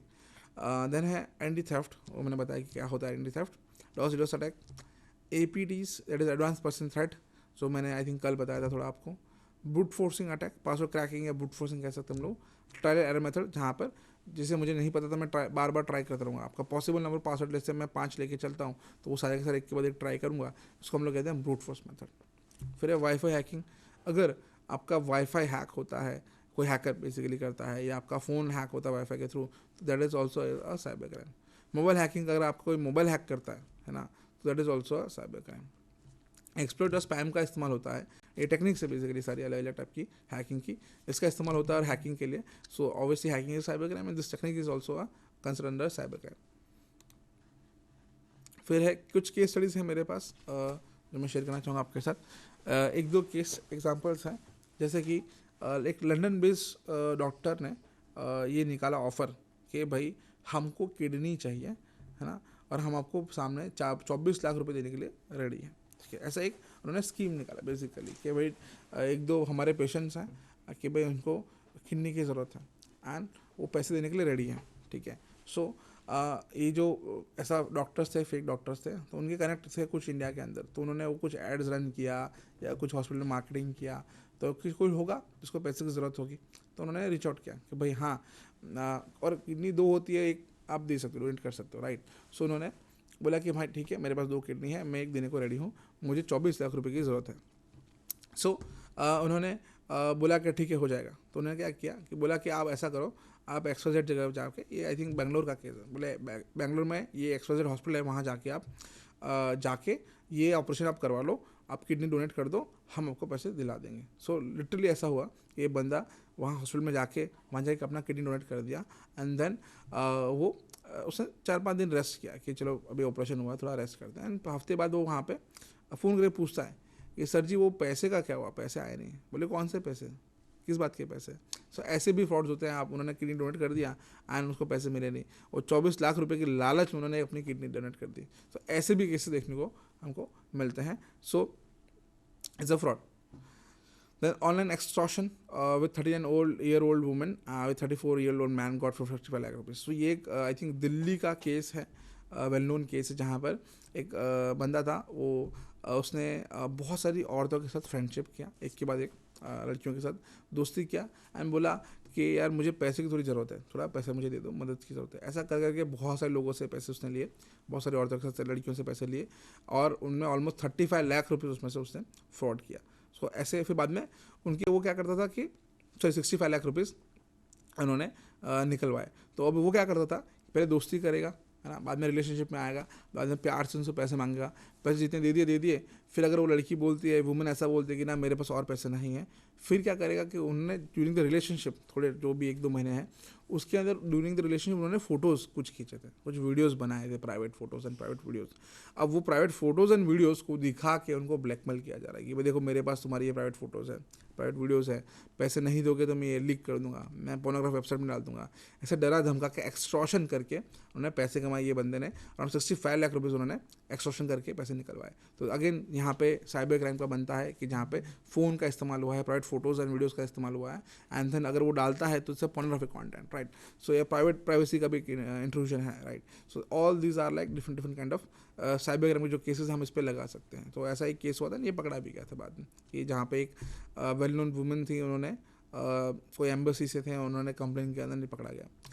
ऐसे बहुत सारे फ्रॉड्स हो रहे हैं। जैसे कि एक और मैं बता दूँ आपको, ये अहमदाबाद का एक केस है जहाँ पे एक पर्सन को फ़ोन आया कि भाई आपका जो क्रेडिट कार्ड है यहाँ पे आप मॉल में भूल गए, XYZ मॉल था, उसने बोले आपका क्रेडिट कार्ड यहाँ पे आप छोड़ के गए हो, आप लगता है भूल गए हो, कहीं गिर गया होगा आपका क्रेडिट कार्ड। बोले ना ना ना ऐसा तो है नहीं। तो उसने देखा तो एक्चुअली उसका कुछ शायद क्रेडिट कार्ड नहीं था उसके पास। तो वो बोला कि अच्छा अच्छा हाँ मेरा ही क्रेडिट कार्ड है, मैं आ रहा हूँ। बट बोले मैं कैसे पहचानूँ, आप ही हो, आपका ही है, ठीक है तो आप डिटेल्स दे दो मेरे को, बोलो आपका नाम क्या है ना, आपका एड्रेस क्या है, ऐसा कुछ। तो वो उन्होंने ऐसा करके कार्ड तो उनके पास है, राइट। अब इन्फॉर्मेशन ये वेरीफाई कर रहा है आपका नाम, कार्ड पे क्या नाम लिखा है ना, तो आपका एड्रेस क्या है मैं वेरीफाई कर लेता हूँ। ऐसा इस तरीके से उन्होंने बोला आप आपका आधार कार्ड भेजो, राइट। इस तरीके से सामने फ़ोन करके थोड़ा ऐसा डरा धमका के ऐसा कुछ निकालने का ट्राई किया इन्फॉर्मेशन कि भैया कार्ड में तो मैं तो फेंक दूंगा, मैं तो पुलिस को दे दूंगा। बोले ना ना अरे मैं आ ही रहा हूँ ऐसा, लेकिन आप पहले वेरीफाई करवाओ। इस तरीके से उन्होंने सामने वाले को से इन्फॉर्मेशन निकलवा के OTP ले लिया एंड देन पेमेंट कर लिया उससे एंड उससे फ्रॉड कर लिया। तो ऐसे भी फ्रॉड्स देखने को हमें मिलते हैं। फिर है एक गर्लफ्रेंड बॉयफ्रेंड, ये बहुत कॉमन केसेस। अभी ये बच्चे जो आजकल स्कूल कॉलेज में जाते हैं इनके साथ ऐसा कुछ ना कुछ होता रहता है एंड बहुत सारे लोग इसमें विक्टिम्स बनते हैं। जैसे कि एक पर्सन था, सो उसका रिलेशनशिप में था कोई गर्लफ्रेंड के साथ एंड देन घर वाले ने उसकी कहीं और शादी करा रहे थे, ठीक है। अब लड़की को आया गुस्सा कि भाई तुम मेरे साथ रिलेशनशिप में थे एंड मेरे साथ रिलेशनशिप शादी करने की जगह किसी और लड़की शादी करो। लड़का बोल रहा है नहीं नहीं ऐसा घर वाले मेरे साथ ज़बरदस्ती कर रहा है, मेरी जबरदस्ती शादी करवा रहे हैं किसी और लड़की के साथ, मैं तुम्हारे साथ शादी करना चाहता हूँ। तो वो लड़की को गुस्सा आया, लड़की ने क्या किया, उसके लड़के के कुछ फ़ोटोज़ होंगे, कुछ वीडियोज़ होंगे, तो उसने लड़के के नाम का फेक अकाउंट बनाया, प्रोफाइल बनाया एंड देन उस पर पोस्ट कर दिया कि भाई ये लड़के के photos and videos. So girlfriend ने ऐसा किया एंड देन उसके फ़ोटोज़ से, पर्सनल फ़ोटोज़ थे, वीडियोज़ थे, वो रिलीज़ कर दिया ऑनलाइन फेक अकाउंट बना के उसमें से, ताकि बदनामी हो जाए और शादी टूट जाए। सो ऐसे भी केस देखने को मिलते हैं दोनों तरफ से। कई बार ऐसा भी होता है कि भाई लड़की का नाम ख़राब करने के लिए कोई ऐसा लड़का करता है, कई बार ऐसा भी होता है कि लड़का का नाम ख़राब करने के लिए लड़की करती है। तो ये दोनों तरफ से म्यूचुअली ऐसा केसेस होते हैं, पूरा जेंडर इक्वलिटी यहाँ पर भी है। सो यस ऐसे केसेस भी देखने को हमें मिलते हैं जहाँ पे आपकी पर्सनल फ़ोटोज़ एंड वीडियोज़ जो हैं उसका इस तरीके से इस्तेमाल होता है अलग अलग तरीके से, ठीक है। फिर एक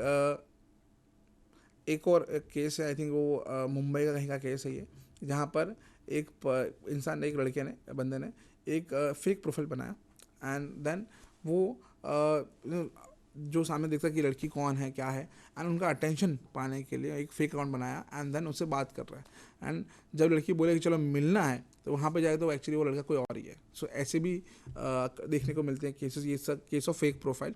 तो इट्स एक्चुअली हम लोग कह सकते हैं स्कैम है, राइट। बट लेकिन ऑब्वियसली जब सामने मिलते हैं तो रियल में क्या था, ऑनलाइन क्या था, पूरा अलग अलग हो जाता है। तो ऐसे केसेस भी it's an also case of cyber crime, जहाँ पे फेक प्रोफाइल का इस्तेमाल करके आप किसी और से बात कर रहे हो। देन एक photos uploaded online by unknown person. So एक केस था जहाँ पर एक लड़का था, उसको पता भी नहीं और उसके पर्सनल फोटोज़ एंड वीडियोज़ किसी अननोन पर्सन ने शेयर कर दिए। या लड़का हो या लड़की हो, दोनों तरफ से ऐसा रहता है कि बहुत सारे के टाइम पे ऐसा भी होता है, कोई लड़की को पता भी नहीं है उसके कुछ पर्सनल फोटोज़ एंड वीडियोज़ को एडिट मॉडिफाई करके, मॉर्फ करके, वो भी क्या होता है बताऊँ मैं आगे आपको, बट ये मॉर्फ करके ये फोटो वीडियोज़ को एडिट करके उनके ऑनलाइन फेक अकाउंट बना के, उनके नाम का फेक अकाउंट बना के उस पर फोटोज़ वीडियोज़ अपलोड किए जाते हैं एंड देन उनको ब्लैकमेल किया जाता है। सो ऐसे भी केस देखने को हमें मिलते हैं। Then messages were sent to father in law to stop marriage to happen. So ऐसा एक केस बना जहाँ पर एक लड़की थी जिनकी शादी होने वाली थी एंड देन उसके जो ससुराल है तो होने वाले जो हस्बैंड है उसके घर पे उसके फादर को कुछ मैसेज किए गए अननोन पर्सन के द्वारा कि भाई ये लड़की से जिसके साथ आप अपने लड़के की शादी करवा रहे हो तो ये जो लड़की है वो गलत लड़की है ना, उसके कुछ पर्सनल फोटोज़ वीडियोज़ में मेरे पास है। तो इस तरीके से शादी तुड़वाने के लिए, अभी ये शादी का मौसम चल रहा है तो ये बहुत सही है चीज़ें बताने के लिए, बिकॉज लिटरली ऐसे केस हमारे पास आते हैं जहाँ पर लोगों का रिलेशनशिप या लोगों का ऐसा शादी तोड़ने का बहुत चलता है। पर्सनल फोटोज़ एंड वीडियोज़ धमकाने डराने के लिए, एक्सप्लॉयटेशन के लिए यूज़ होते हैं और ये बहुत ही सीरियस काइंड ऑफ केसेस है। बहुत बार बहुत हालत ख़राब हो जाती है ऐसे केसेस के अंदर जहाँ पे लोग आत्महत्या तक पहुँच जाती है बात, right. So it's a serious case of cyber crime and cyber crime होता है तो पुलिस, सब पहले ही बात तो लोग पुलिस के पास जाना नहीं चाहते। क्यों? क्योंकि बदनामी होगी, हमारी लड़की का नाम ख़राब होगा, हमारे लड़के का नाम ख़राब होगा, हमारे ख़ानदान का नाम ख़राब होगा। ऐसा बहुत होता है कि नाम ख़राब होगा इसलिए वो लोग नहीं जाते हैं, लेकिन जो ऑलरेडी चल रहा है उसका क्या, राइट। सो हाँ, बहुत ऐसे केसेस हमने देखे हैं, मेरे पास भी आते हैं कि हमको आपकी मदद चाहिए, हमको, मैं बोला पुलिस में जाओ, और नहीं नहीं पुलिस नहीं जाना है, क्यों, हमारा नाम खराब होगा। सो ऐसे बहुत केस आते हैं। सो मैं तो पहले यही कहता हूँ कि भाई कोई भी टाइप का साइबर क्राइम होता है, it's a genuine crime, then please go to police, police में कंप्लेन कीजिए, पुलिस में रिपोर्ट कीजिए, वो काम कर सकते हैं। हाँ, उनको नहीं हो पा रहा है, उनसे सही से मदद चाहिए तो मैं मदद कर सकता हूँ, राइट, लेकिन काम उनका है, राइट। तो इससे साइबर क्राइम, एंड ये बहुत होते हैं ऐसे केसेस जहाँ पर लड़की के या लड़की के फ़ोटोज़ वीडियोज़ ऐसे ओरिजिनल से, कई बार ऐसा होता है, कुछ कुछ ओरिजिनल होते हैं, राइट, कुछ कुछ होते हैं फेक बनाए जाते हैं, fake videos and fake photos बनाए जाते हैं, उसको फोटोशॉप किया जाता है, उसको मॉडिफाई किया जाता है, उसको मॉर्फ किया जाता है, एंड देन उनको परेशान किया जाता है इस तरीके से ऑनलाइन। सो ये सब चीज़ें बहुत serious kind of cyber crimes हैं, एंड सामने वाला अगर पकड़ा गया तो वो ऑब्वियसली जेल जाएगा ही जाएगा। तो ये ध्यान रखना है हमारे साथ ऐसा ना हो, उसके भी कुछ प्रिवेंशंस मैं बताऊंगा आपको। जब आप सोशल मीडिया यूज़ करें तो आपको क्या क्या चीज़ें ध्यान रखनी चाहिए, वो भी आज हम लोग डिस्कस करेंगे, ठीक है। फिर है boys photo was with pass girlfriend friend were uploaded to the stop engagement, जैसे अभी मैंने कहा वैसे ही। फिर फेक कंपनी मेल्स, सो ऐसे भी होते हैं कि लोग फेक कंपनी के नाम से ईमेल्स करते हैं, आपको बोलेगा कि भाई ये कंपनी है, XYZ कंपनी, हम लोग ये सर्विसेज दे रहे हैं, आप हमारी सर्विसेज ले सकते हैं, बट एक्चुअली कोई कंपनी ऐसा कुछ होता ही नहीं है, it's a fake company, right. ऐसा भी होता है। कई बार अभी फेक कंपनीज भी बनती हैं जो फंड्स के लिए सिर्फ और सिर्फ कंपनी बनाई जाती हैं। ये भी कुछ जो केसेस खास करके कोरोना काल में एक्चुअली आए थे, जहाँ पर कंपनी बोलती है कि जैसे कि एग्जांपल कि हमारा इसका मास्क का बिजनेस है, हमने शुरू किया कोरोना में, जैसे डिमांड आया मार्केट में तो हमने मास्क ज़्यादा बनाना शुरू कर दिया, तो हम लोग ये फेस मास्क बनाते हैं। सो आप बोलोगे यार फेस मास्क का बिजनेस अच्छा है, अभी तो मार्केट में है, डिमांड में है, पैसे कमा सकते हैं। बोले हमारा ऑलरेडी अच्छा खासा बिजनेस चल रहा है, वो आपको फ़ोटो भी भेजेगा, देखो ये हमारी कंपनी है, यहाँ पे इतना प्रोडक्शन हो रहा है, ये मशीन है हमारे पास, सब अच्छे खासे आपको फोटोज़ भेजेगा, आपको लोकेशन। अब सीधी बात है, आपको अब कोरोना में, कोविड लॉकडाउन में आप कहीं जा नहीं सकते, अब वहाँ जाके देख नहीं सकते क्या हो रहा है, राइट। और वो उस चीज़ का फ़ायदा उठा के वो बोलते हैं कि देखो हम लोग यहाँ पे कर रहे हैं लाइव, देखो ये सर्विस की चीज़ हो रही है, आपको फोटोज़ भेजेगा, बोलेगा देखो सब सही से चल रहा है, हमें लेकिन और प्रोडक्शन बढ़ाना है ना, हमें इंक्रीज़ करना है ताकि हम और प्रॉफिट कमा सके, बट हमें पैसे की कमी है, हमें क्यों ना आप इन्वेस्ट करिए। सो आप बोले यार सही है, कितना पैसा इन्वेस्ट करना है, बोले 10 लाख रुपए करोगे हम आपको डबल दे देंगे 6 महीने में, 20 लाख रुपए। तो आप बोलेगे ना ना, अरे यार पैसा डबल होने वाला है, हमें पता है, तुम 20 लाख रुपए लो, ठीक है। सो आप 20 लाख रुपए इन्वेस्ट करोगे ऐसे बिजनेस के अंदर, आप गिनोगे कि 40 से 50 लाख रुपये कमा पाओगे, बट एक्चुअली आपने जो 20 लाख रुपए गए वो दिए, वो गए, बिकॉज वो एक्चुअली ऐसा कोई कंपनी था ही नहीं, it was a fake company, fake name, fake photos, fake सब कुछ फेक था, एंड ये आपके साथ फ्रॉड हो गया। सो इन्वेस्टमेंट में डबल करने के चक्कर में भी ऐसे फ्रॉड्स होते हैं, और भी बहुत सारे हैं जो मैं आगे बताऊंगा आपको। फेक इन्वेस्टमेंट फ्रॉड्स जो हैं बहुत बढ़ गए हैं आजकल। सो ऐसे भी केसेस देखने को हमें मिलते हैं। सो ये भी एक केस है। फिर है फिशिंग फ्रॉड्स भी बहुत होते हैं। अभी देखो, अभी ये थोड़ा हमने देखा इस टाइप के फ्रॉड्स होते हैं। अब जब फ्रॉड्स होते हैं उसमें कौन से सेक्शन लगते हैं एंड आपको क्या क्या इन्फॉर्मेशन देनी पड़ सकती है, ये थोड़ा मैं बता रहा हूँ आपको। जैसे कि अगर फिशिंग फ्रॉड्स हैं तो हम लोग 8866C 66D 420 IPC, ये सारे हम लोग सेक्शन लगा सकते हैं साइबर क्राइम के और IPCs के। एंड प्री केस असेसमेंट में आपको जो भी आपके साथ हुआ है, राइट, जो भी फिशिंग हुआ है तो उसके सारे आपको फोटोज़ वो आपको देने पड़ेंगे एज अ प्रूफ। एंड ऐसे केसेस जो है वो सिर्फ और सिर्फ police inspector 3 star police officers के ऊपर, वो उसकी रैंक और उसके अबव रैंक के पुलिस ऑफिसर ही इन्वेस्टिगेशन कर सकते हैं, उसके नीचे के नहीं कर सकते।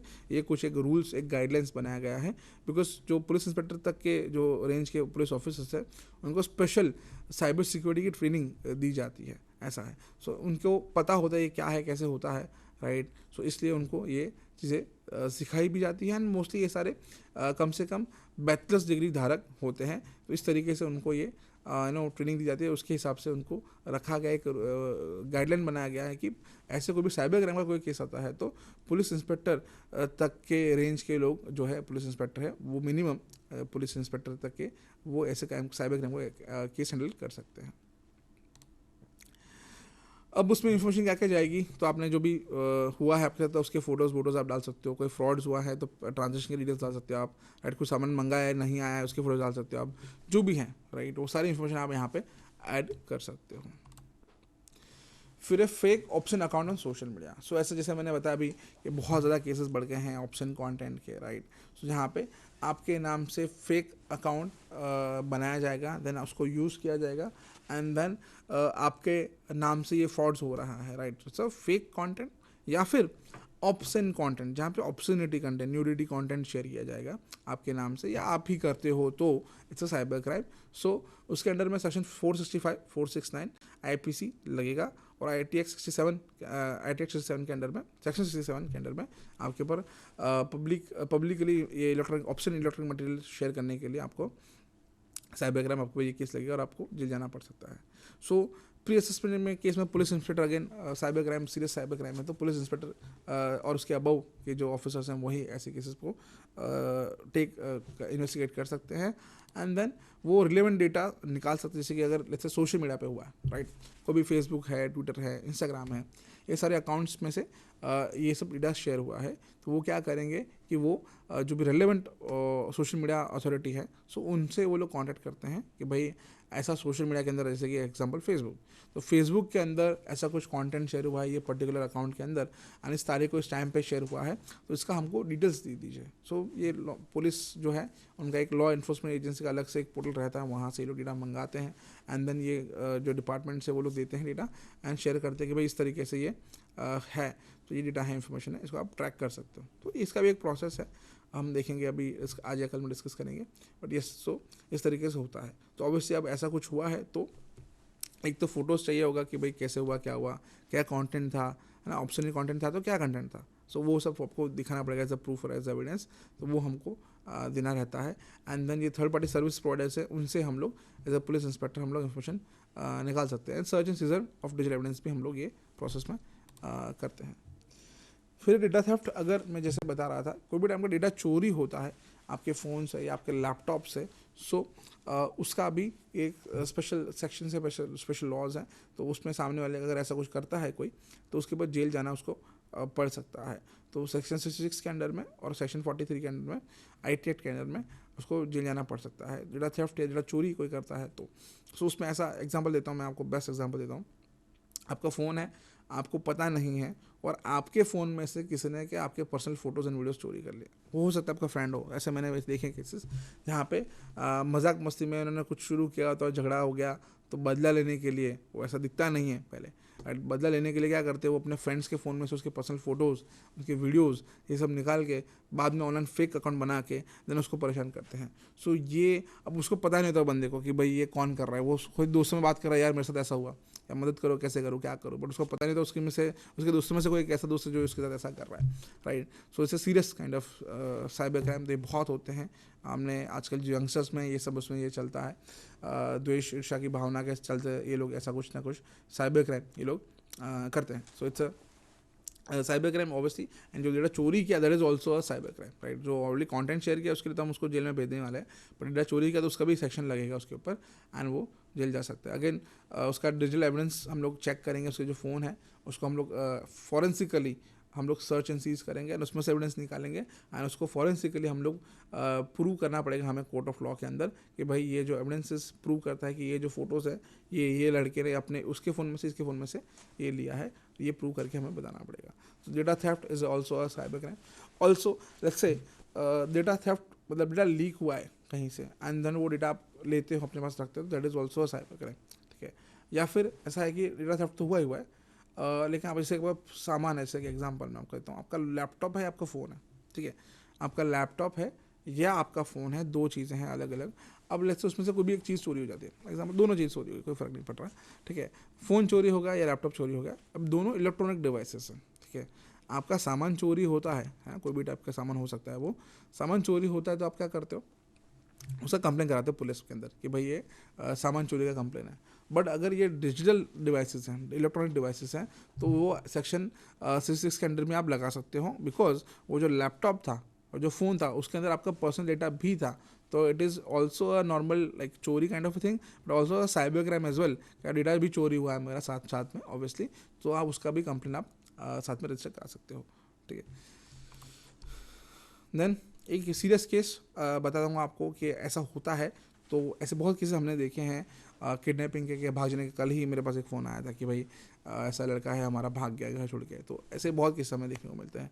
तो ऐसे सीरियस केस जहाँ पे ऑब्वियसली आपके जो बच्चे हैं, लड़के लड़की है, कोई भी हो सकता है, सो या तो भाग गया है या किडनैप हो गया है, ऐसा कुछ भी सीरियस केस है, तो उसको इन्वेस्टिगेट करना बहुत ही जल्दी करना बहुत ही इंपॉर्टेंट हो जाता है, राइट। तो उसमें हो सकता है कि हम लोग इलेक्ट्रॉनिक डिवाइस का भी इस्तेमाल कर सकते हैं। सो स्पेसिफिकली साइबर क्राइम तो नहीं है ये, बट या हम लोग इसका इन्फॉर्मेशन का फ़ायदा ज़रूर उठा सकते हैं।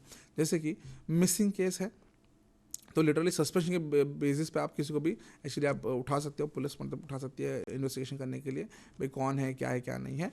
और सिर्फ सस्पेंशन के बेसिस पे वो लोग इन्वेस्टिगेशन शुरू कर सकते हैं। तो सेक्शन 363 आईपीसी के अंडर में वो लोग इन्वेस्टिगेट करना शुरू कर सकते हैं केसेस को जल्दी से जल्दी। एंड इसमें स्पेशली इस वाले ऐसे कुछ केसेस के अंदर डायरेक्ट पुलिस इंस्पेक्टर या ऐसे कोई ज़रूरत नहीं है हाई अथॉरिटी की। लोअर अथॉरिटी में एसएचओ है या राइटर है कोई जो वहाँ पे काम कर रहे हैं, वो भी उसको तुरंत ही ऐसे केसेस को लेके वो लोग काम शुरू कर सकते हैं, इन्वेस्टिगेशन शुरू कर सकते हैं। तो जो भी है कंप्लेन, जैसे तुरंत कंप्लेन रजिस्टर करना है, राइट, एंड कंप्लेन रजिस्टर करते ही आप इन्वेस्टिगेशन शुरू कर सकते हो। ऑब्वियसली आप जो पुलिस ऑफिसर्स हैं वो ये डिटेल्स मांगते हैं कि भाई age and date of birth का प्रूफ दे दो, फोटोग्राफ दे दो, फिजिकल फीचर्स देने पड़े आपको, वो बच्चा या बच्ची कौन सी लैंग्वेज कौन सी भाषा में बोलती हैं, लिख सकती हैं, पढ़ सकती हैं, फ़ोन नंबर, उनके पास कोई फ़ोन था तो उसका मोबाइल फ़ोन नंबर दे दो उनका, राइट, ईमेल एड्रेस तो ईमेल एड्रेस दे दो। ये सब चीज़ें हमें काम आ सकती हैं ट्रैकिंग के लिए। जैसे मोबाइल फ़ोन है चालू होगा, हम उसको ट्रैक कर सकते हैं ना, फ़ोन बंद है चलो इंटरनेट चालू होगा तो हम ईमेल एड्रेस से ईमेल आईडी से ट्रैक कर सकते हैं। तो ये सब चीज़ें हम लोग कर सकते हैं और ये हमारे काम आ सकती है ये सब चीज़ें। इन्वेस्टिगेशन में पुलिस ऑफिसर्स हैं वो अलग अलग तरीके से डाटा मंगा सकती हैं अलग अलग ऑर्गेनाइजेशन से, थर्ड पार्टी ऑर्गेनाइजेशन से, एंड देन ट्रैक करके आपको मदद इस तरीके से कर सकती है। फिर हैकिंग यूजिंग मैलवेयर। सो मैलवेयर जो हमने अभी बात किया था, मैलवेयर, राइट, कैसे काम करते हैं ऑल दिस थिंग। सो अब ये जो मैलवेयर है अगर आप किसी के सिस्टम में डालते हो, राइट, तो उसके ऊपर अगेन सामने वाले ने अगर डाला है आपके सिस्टम में तो भाई आप उस पर कंप्लेन कर सकते हो, है ना। IT एक्ट सेक्शन सी के अंडर में या बाकी सारे सेक्शंस के अंडर में आप सामने वाले को जेल में भेज सकते हो। एंड डिपेंड करता है वो अभी मैलवेयर आया तो आया कैसे, किस तरीके से आया। एंड खास करके ऑब्वियसली मैलवेयर है तो या तो पेन ड्राइव से या तो ईमेल से ऐसे कहीं से आ सकता है, तो आप उस पर कंप्लेन कर सकते हो, केस कर सकते हो। सामने वाला पकड़ा गया तो वो जेल जरूर जाएगा। एंड साथ में ऑब्वियसली मैलवेयर की बात करते हैं तो कोई ना कोई इंटेंशन ज़रूर होता है लोगों का, राइट, जैसे कि पैसे चोरी करना, डेटा चोरी करना, साथ साथ में और भी सारे आप सेक्शंस लगा सकते हो सामने वाले पे, एंड वो हम उसको जेल भेज सकते हैं।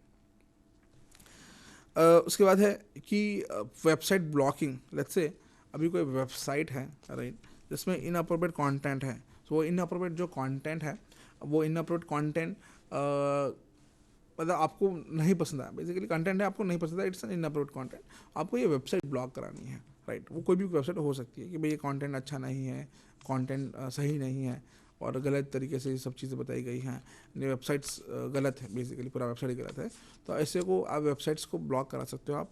तो इसके लिए एक पूरा स्पेशल प्रोविजन होता है एंड लॉ इन्फोर्समेंट के साथ कंप्लेन कराना पड़ता है आपको कि भाई ये साइबर वेबसाइट है, इट्स अ फेक थिंग और आइदर अ फेक थिंग और इनअप्रोप्रिएट थिंग, कुछ भी है, आप कंप्लेन करो एंड कंप्लेन रजिस्टर्ड होगी और अंडर सेक्शन 66 या 69 के अंडर में आपको 69 के अंदर में आप ये वेबसाइट आप बंद करा सकते हो, ठीक है। तो इसका भी एक अगेन अलग मैकेनिज्म है वेबसाइट ब्लॉकिंग का, पर हाँ ऐसा कुछ होता है तो just we can do that, ठीक है। तो आपकी जानकारी के लिए बता रहा हूँ, तो काम आ सकता है कभी ऐसा कुछ हुआ तो। देन ये जो कंप्लेंट्स जितनी अलग अलग टाइप की बताइए, कुछ एग्जांपल्स दिखाए मैंने, बताया आपको केस स्टडीज अलग अलग। सो ऐसा कुछ भी होता है तो उसका ऑब्वियसली कंप्लेंट रजिस्टर होता है एंड देन उसके बाद इन्वेस्टिगेशन होता है, देन FIR फाइल होती है, उसके बाद चार्जशीट फाइल होती है। तो वो चार्जशीट फाइल होती है उसके अंदर सारी इन्वेस्टिगेशन, अलग अलग तरीके की इन्वेस्टिगेशन होती है।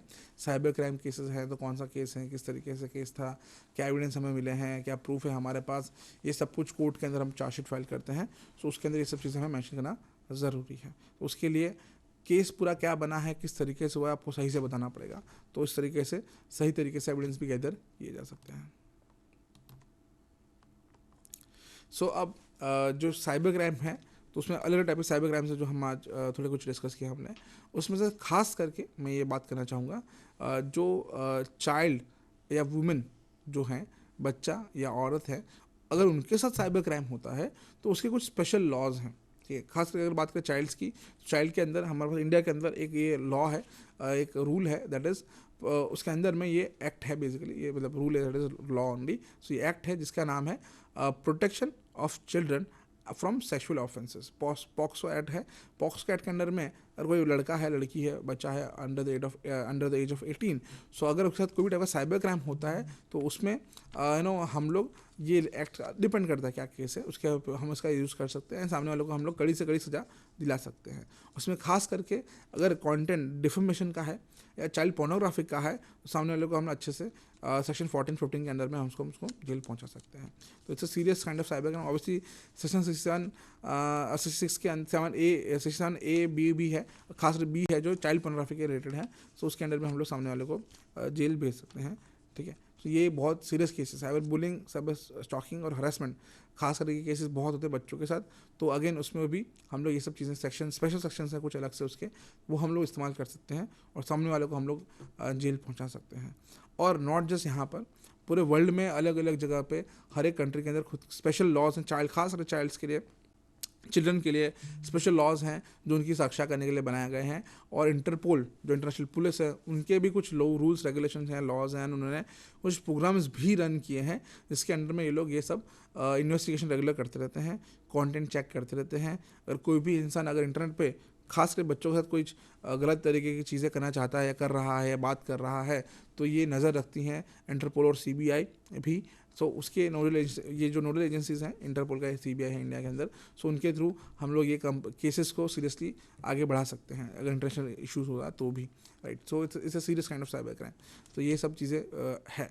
और अगर वुमेन की बात करें तो वुमेन के लिए भी अलग से सेक्शन हैं, कुछ सेक्शन आई थिंक आज या कल में अगर हम उसको डिस्कस करेंगे। आई थिंक 373 ऐसे कुछ 1-2 सेक्शन हैं जिसका हम लोग इस्तेमाल कर सकते हैं। अगर कोई वुमेन के साथ कोई भी टाइप की बदतमीजी ऑनलाइन करता है तो उसके अंदर में हम उसको कंप्लेन कर सकते हैं। एंड ऑल्सो अगर हम लोग बात करें कंप्लेन रजिस्टर की, वो भी आई थिंक यस मैं आज ही डिस्कस करूँगा आपको आगे। बट हाँ, ऐसा कुछ ये हम लोग कंप्लेन करा सकते हैं। ठीक है। Also there is an division in government of India ने एक इनिशिएटिव शुरू किया है, इसका नाम है centre for cyber crime prevention against women and children. So इसके अंदर में ये लोग मदद करते हैं, कोई भी ऐसे वुमेन के साथ कोई भी टाइप का ऐसा साइबर क्राइम होता है और बच्चों के साथ भी, तो ये लोग उसमें जल्दी से जल्दी एक्शन लेते हैं।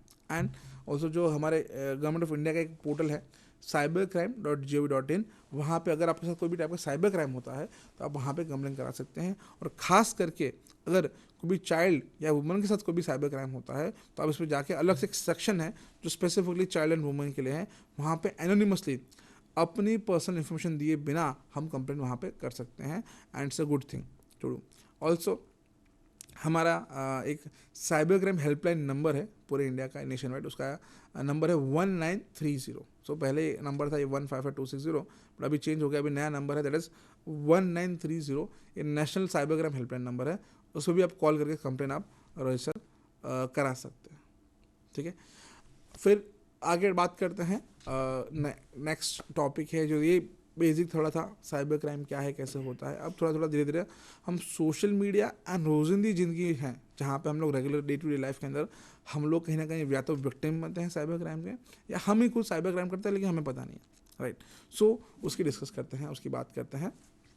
सो एक ये जो बहुत कॉमन चीज़ है, आई थिंक हम लोग रेगुलर जो हम लोग बातें करते हैं फ्रेंड्स फैमिली में, राइट, तो हम लोग ये डिफॉर्मेशन करते हैं लेकिन हमें ध्यान नहीं होता है, राइट। हम लोग ऑब्वियसली इंडिया है तो हम लोग ऐसे कंट्री रेसिस्ट नहीं है, बट हाँ अंदर अंदर थोड़ा थोड़ा ऐसा रहता है। बट यस, सो ये डिफॉर्मेशन बहुत कॉमन है इंडिया के अंदर। हम किसी को मजाक मस्ती में भी गलत नाम से चिढ़ाते हैं, राइट। सो एक्चुअली ये जो है उसको हम लोग डिफॉर्मेशन कहते हैं। डिफेम, आप किसी का नाम खराब कर रहे हो उसको डिफॉर्मेशन हम लोग कहते हैं। सो एक्चुअली ये बहुत कॉमन है लेकिन it's a serious kind of thing. Cyber crime actually ये एक है। सो अभी डिफॉर्मेशन की बात करूँ तो मैं बहुत अच्छे केस स्टडीज़ है मेरे पास जो एक्चुअली आंखें आई ओपनर केसेस हैं जो एक्चुअली हमें ध्यान रखना चाहिए चीज़ों का। तो ये अगर डिफॉर्मेशन के केस की बात करें कुछ, तो खास करके पहले तो सोशल मीडिया की बात करें कि भाई सोशल मीडिया जो है हम लोग यूज़ करते हैं। सो आई होप आप लोग सब ऑब्वियसली सोशल मीडिया यूज़ करते होंगे, राइट। फेसबुक है, ट्विटर है, इंस्टाग्राम है, लिंक्डइन है, या कोई और भी सोशल मीडिया प्लेटफॉर्म्स हैं। सो ये सोशल मीडिया प्लेटफॉर्म जो हम लोग यूज़ करते हैं रेगुलर बेसिस के अंदर, इसमें हम लोग बहुत अलग अलग टाइप का कंटेंट हम लोग शेयर करते हैं। जो भी हम लोग कंटेंट जो भी है सोशल मीडिया पे हम लोग जो कंटेंट शेयर करते हैं, सो वो कंटेंट कैसा होना चाहिए या किस टाइप का कंटेंट होना चाहिए, किस तरीके से होना चाहिए, हमें हमेशा सोच के कुछ कंटेंट डालना चाहिए, है ना। तो वो भी एक आज हम लोग डिस्कस करेंगे कि भाई कंटेंट कैसा डालना चाहिए, कैसा नहीं डालना चाहिए खास करके, ठीक है। सो अगर हम लोग बात करें कंटेंट सोशल मीडिया, सो पहले तो मैं यही कहूँगा, अगर जब भी आप कोई भी टाइप का कंटेंट मतलब पोस्ट कर रहे हो, कंटेंट डाल रहे हो सोशल मीडिया पे, तो हमेशा 10 बार सोचें, एक नहीं 2 बार नहीं 10 बार सोचें कि आप कंटेंट डाल रहे हो वो सही है या गलत है, राइट। तो अगर आपने कोई कंटेंट डाला ना, कंटेंट लिखा आपने कुछ और वो सही नहीं लगा, किसी को बुरा लगा, खराब लगा, तो it's a serious cyber crime हो सकता है। तो डिफेमेशन जो है वो क्या है कि किसी का आप अगर जैसे फेम मतलब नाम राइट। सो अगर आप किसी का नाम खराब करो, डिफेम करो, उसका नाम खराब करो, बदनाम करो किसी को, राइट, तो that is a case of defamation.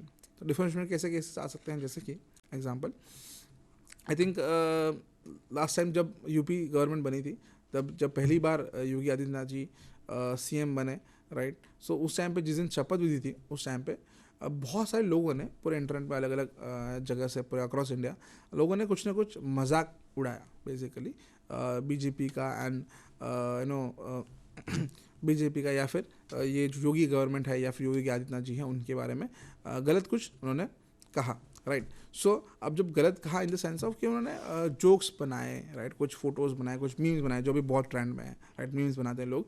सो वो जो मीम्स बनाए हैं, सो मीम बना के शेयर कर दिया, राइट। किसी ने कुछ कोई अच्छा फोटो एडिट करके बना के डाल दिया, ऐसा कुछ, राइट। अब जो था ये कंटेंट जो था मीम्स एंड सारा, सो ऑब्वियसली ऑफेंसिव था ऑब्वियसली कुछ लोगों के लिए, राइट। सो उनको पसंद नहीं आया, तो उन्होंने क्या किया, कंप्लेन कर दिया कि पुलिस में कि भाई देखो ये कोई पर्सन है, इस तरफ का गलत तरीके से ये कंटेंट शेयर कर रहा है जो सही नहीं है, ये कह सकते हैं हम लोग के हमारे ही भावनाओं को ठेस पहुंचाने जैसा कंटेंट है, और खासकर हमारे धर्म की जो है उसके बारे में अगेंस्ट में है। इस तरीके से उन्होंने कुछ लोगों पे जिन्होंने कंटेंट शेयर किया था उनके ऊपर कंप्लेन फाइल किया, तो ऑब्वियसली उनकी कंप्लेन रजिस्टर की गई एंड सामने वाले पे एक्शन ज़रूर लिया गया। सो मैंने देखा था, मैंने कुछ एक मुझे ऐसा केस दिखा, मुझे लगा ये अच्छा केस हो सकता है, तो मैंने थोड़ा और रिसर्च किया, तो मैंने देखा, मुझे पता चला आई थिंक उस दिन में जिस दिन ये शपथ हुई थी उसी दिन ऑलमोस्ट 15 अलग अलग टाइप के केसेस, डिफेमेशन के केसेस अलग अलग सिटी से अक्रॉस इंडिया से कंप्लेन रजिस्टर्ड हुई एंड देन कंप्लेन रजिस्टर्ड होके उस पर एक्शन लिया गया। उनको सामने वाले को या तो फाइन भरना पड़ा या जेल जाना पड़ा। तो ऐसा लिटरली डिफेमेशन के बहुत सारे केसेस हुए हैं। सो उसमें किसी ने कोई एक बंदे ने कोई था आई थिंक कलकत्ता का था, उन्होंने कुछ पोएम लिखी थी जहाँ पे मजाक उड़ाया गया, तो उसको कंप्लेंट फाइल किया उनके केस में। कोई लड़का था पुणे से या कहीं से महाराष्ट्र से, उसने कुछ मजाक उड़ाया, कोई मीम शेयर किया होगा, जो भी वो ट्रेंड चलता है मार्केट में, राइट। सो मीम्स बना दे लोग, तो उन्होंने मीम बनाया किसी ने, सो अगेन उसके भी अगेंस्ट में किसी ने कंप्लेंट फाइल किया एंड उसको जेल जाना पड़ा। तो ऐसे बहुत सारे cases, right. So it's a serious kind of an cyber crime basically, तो you can not do something like that. आप किसी के बारे में कुछ भी बुरा नहीं बोल सकते ऑनलाइन, जैसे serious kind of cyber crime. फिर और भी बहुत सारे केसेस हैं, जैसे एकदम एक और मैं केस बताता हूँ आपको। आई थिंक कल ही बाल ठाकरे जी की मरण तिथि थी। सो जब एक्चुअली जिस दिन मरे थे, सो उनके एक दूसरे दिन ही आई थिंक सो कि महाराष्ट्र में शोक सभा रखा गया कि पूरा महाराष्ट्र बंद रहेगा, बिकॉज बाल Thackeray ji well known politician है, सो उनके सम्मान में, ठीक है। सो एक लड़की थी, एक या 2 लड़कियां थी मुंबई से कोई, और उन्होंने पोस्ट किया सोशल मीडिया पे कि भाई बाल ठाकरे जी मर गए तो ठीक है, कोई बात नहीं, हमारे लिए कि पूरा शहर बंद करने की क्या ज़रूरत है, हमें परेशान होगी, हम प्रॉब्लम में आएंगे, ये सब ऐसा कुछ उन्होंने अपना ओपिनियन दिया बेसिकली, राइट। सो अभी ऑब्वियसली ये जो ग्रुप है, राइट, उन्होंने शिवसेना ने कंप्लेंट फाइल किया कि भाई ये देखो ये हमारे जो वेल नोन लोग हैं, हमारे से पॉलिटिशियन हैं, तो उनके जो हमें जिन्हें हम प्रेम करते हैं, तो उनके बारे में बुरा कहा गया, हमें पसंद नहीं आया, हमारी भावना ठेस पहुंची है, तो हम चाहते हैं इस पर कंप्लेंट किया जाए। तो कंप्लेंट फाइल भी हुआ, लड़कियों पे केस फाइल हुआ, लड़की को 1 हफ्ता जेल भी जाना पड़ा। सो जस्ट बिकॉज आपने ओपिनियन दिया है, लेकिन ओपिनियन कैसा है वो बहुत इंपॉर्टेंट करता है, राइट, इंपॉर्टेंट है उसका। सो वो ऐसे कंटेंट शेयर करने से उस पर कंप्लेंट फाइल किया एंड देन उनको जेल जाना पड़ा। ऐसे बहुत सारे केसेस हैं। जैसे एक और मैं एग्जांपल देता हूँ आपको, वेस्ट बंगाल का एक केस है जहाँ पर ममता बनर्जी जी मैम है जो सीएम है वहाँ के। सो उनके बारे में किसी एक किसान या किसी ने या कोई इंजीनियरिंग स्टूडेंट होगा, उसने किसी ने कहा कि भाई हमारे जो सीएम है वो बेस्ट सीएम है, ऐसा कुछ उन्होंने पोस्ट किया सोशल मीडिया पे। सो अब हुआ क्या कि ऐसा कंटेंट डाला, ऐसा शेयर किया सोशल मीडिया पे, तो भाई उनकी जो पार्टी थी उनके लोगों ने उस पर कंप्लेंट फाइल कर दिया, हाँ, पुलिस कंप्लेंट फाइल कर दिया कि ये जो है वो हमारे नेताजी का अपमान कर रहे हैं and all this thing, and उसे 1 महीने उसको जेल जाना पड़ा, बिकॉज वो कंटेंट जो शेयर किया था it was an offensive defamation content, defamatory content था। सो ऐसा हुआ उसके साथ। सिमिलरली ऐसे कुछ केस हुआ गुजरात में, जहाँ पे जो हमारे एक्स सीएम है विजय रूपाणी जी, सो उनका एक किसी ने ना ऑनलाइन अभी एक टेक्नोलॉजी है कॉल्ड डीप फेक टेक्नोलॉजी, जहाँ पे कोई भी फोटोज़ या वीडियोज़ को आप लेके एडिट कर सकते हो उसको, है ना, उसको मॉडिफाई कर सकते हो। सो ऐसा यूज़ कर किया गया, और एक म्यूज़िक के साथ, एक बार अमेरिकन म्यूज़िक के साथ उसको मिक्स करके एक वीडियो बना के एक मीम बनाया। सो अभी ये जो मीम बनाया है, so again it was an defamatory for CM, वो चीफ मिनिस्टर एक स्टेट के, हम कैसा ऐसा नहीं कर सकते। सो वो जो लड़के ने जिसने बनाया था वो वडोदरा का कहीं का लड़का था, एंड उसको मीम पे चल रहा था वो, तो उसको ट्रेंडिंग के लिए वो सब ये सब कर रहा था, तो उस पर अगेन कंप्लेंट फाइल हुआ, उसको जेल जाना पड़ा। तो ऐसे बहुत सारे केसेस हैं ये डिफेमेटरी के, जहाँ पर आप किसी का नाम, खास करके ये सब पॉलिटिशियन सेलिब्रिटी के साथ ज़्यादा होता है, राइट। तो बहुत सारे ऐसे सेलिब्रिटी के भी केसेस है, मैं शेयर करूँगा बाद में आपके साथ, but it's a serious cases जहाँ पर लोगों को पुलिस स्टेशन मतलब जाना पड़ा, राइट, ऐसा। सो इसलिए हमेशा मैं ये कहूँगा, ये सजेशन है मेरी तरफ से, कभी भी आप कोई भी सोशल मीडिया पे पोस्ट करते हो, कोई भी कंटेंट आप सोशल मीडिया पे डालते हो, हमेशा कुछ कंटेंट डालने से पहले 10 बार सोचो आपके जो कंटेंट डाल रहे हो वो कैसा कंटेंट है, डिफेमेटरी है, ऑफेंसिव है, न्यूडिटी है, कैसा कंटेंट है, राइट। सो उसका हमें ध्यान रखना है, कंटेंट कभी भी डिफेमेटरी या डिफेमेशन वाला न हो। सोच डालने से पहले 10 बार सोचना चाहिए हमें कि कंटेंट क्या डाल रहे हैं। फिर और बहुत सारे केसेस हैं हमारे साथ, जो केसेस साइबर क्राइम्स हैं जो होते रहते हैं, उसमें कुछ एग्जांपल्स मैं आपको दे रहा हूँ कि जैसे कि अगर आप सोशल मीडिया यूज़ कर रहे हो, तो खास करके मैं ये व्हाट्सअप की मैं बात करूँगा कि सोशल मीडिया तो अभी है, और भी मेरे पास केसेस हैं, एग्जांपल्स हैं, मैं शेयर करूँगा आपके साथ। बट अगर हम लोग स्पेसिफिकली व्हाट्सअप का बहुत इस्तेमाल करते हैं, राइट, सो व्हाट्सअप के अंदर उनको बहुत टाइप की, इस तरीके से अलग अलग टाइप के मैसेजेस आते हैं, इसमें मैक्सिमम टाइम ये फ्रॉड्स होते हैं। तो ये जो फ्रॉड्स हैं जो हमें इससे बचना चाहिए। तो उसमें खास कर देखिए, जैसे कि ये मैसेज देख सकते हो आप, 1-2 मैसेज है नीचे लेफ्ट कॉर्नर के अंदर। सो मैसेज के अंदर अब इसने यहाँ पे लिखा हुआ है टाटा ग्रुप का 150th एनिवर्सरी है, एंड उसमें सेलिब्रेशन हो रहा है, एंड देन वो लोग एक कार वो लोग दे रहे गिफ्ट में। सो उसमें ऐसा है कि भाई टाटा ग्रुप जो है, सो वो लोग रन कर रहे हैं प्रोग्राम रन कर रहे हैं, बोल रहे कि भाई टाटा ग्रुप को 150 साल हो गए हैं, और 150 साल होने से हम लोग एक कार फ्री में दे रहे हैं बेसिकली, राइट। सो हम लोग ऐसे जो फ्रॉड्स होते हैं, तो हम लोग फ्रॉड से बचना चाहिए, हमें ध्यान रखना चाहिए ऐसे फ्रॉड से।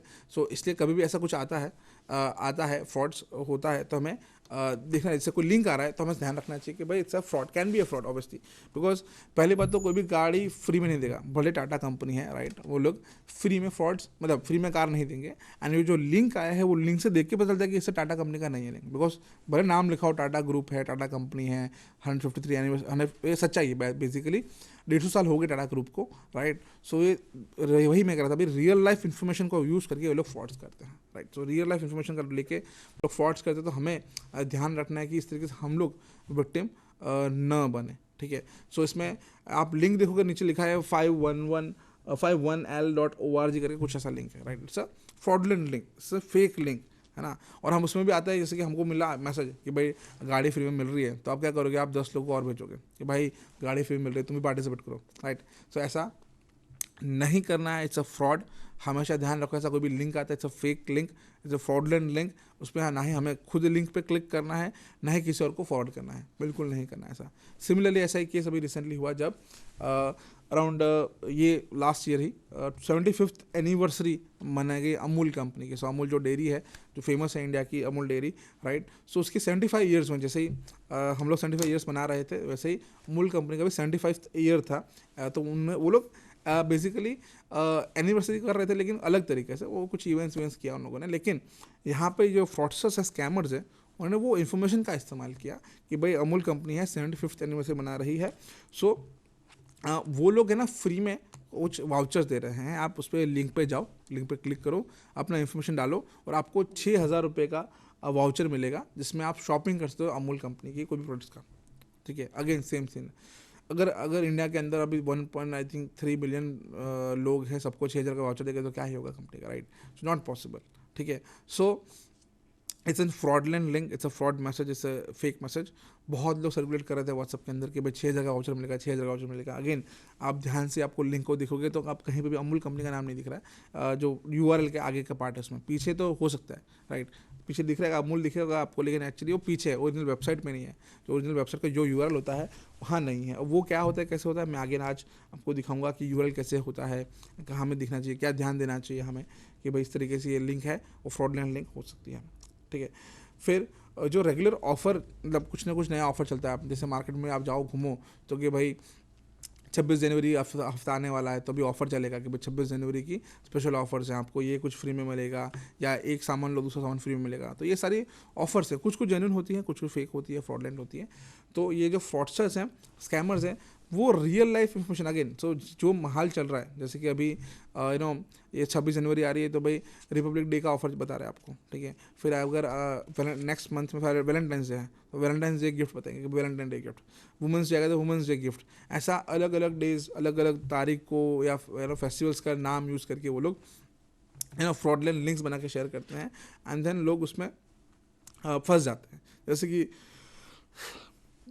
राइट साइड कॉर्नर में आप देख सकते हो फ्री वुमेंस डे गिफ्ट, ठीक है। सो उसमें आपको बोलेंगे कि देखो ये वुमेंस डे आने वाला है तो अमेजोन की तरफ से आपको फ्री में गिफ्ट मिल रहा है, ये लिंक पे क्लिक करो, फॉर्म भर दो, आपको गिफ्ट मिलेगा। सो ऐसा कुछ नहीं होता, इट्स अ फेक थिंग। आपका इन्फॉर्मेशन ले लिया उन लोगों ने, आपका इन्फॉर्मेशन वो कहीं बेच देंगे, राइट। अलग अलग स्कीम्स होते हैं, अलग अलग मॉडल्स ऑपरेंडी होती है उनकी। ये या तो ये इन्फॉर्मेशन यूज़ करके कहीं बेच देंगे, या इन्फॉर्मेशन यूज़ करके आपके साथ फ्रॉड करेंगे, कुछ भी हो सकता है, राइट। सो ये अलग अलग मॉडल्स ऑपरेंडी रहती हैं क्रिमिनल्स की। लेकिन हमको पहली बात तो कभी भी ऐसा कोई रैंडम लिंक आता है, अननोन लिंक आता है, अननोन नंबर से आता है, अननोन पर्सन भेज रहा है, तो कभी भी उस पर लिंक पे क्लिक नहीं करना है। मैंने कल ही कुछ एग्जांपल्स दिए थे आपको, राइट, लिंक पे क्लिक, वो वीडियो भी दिखाया था मैंने आपको।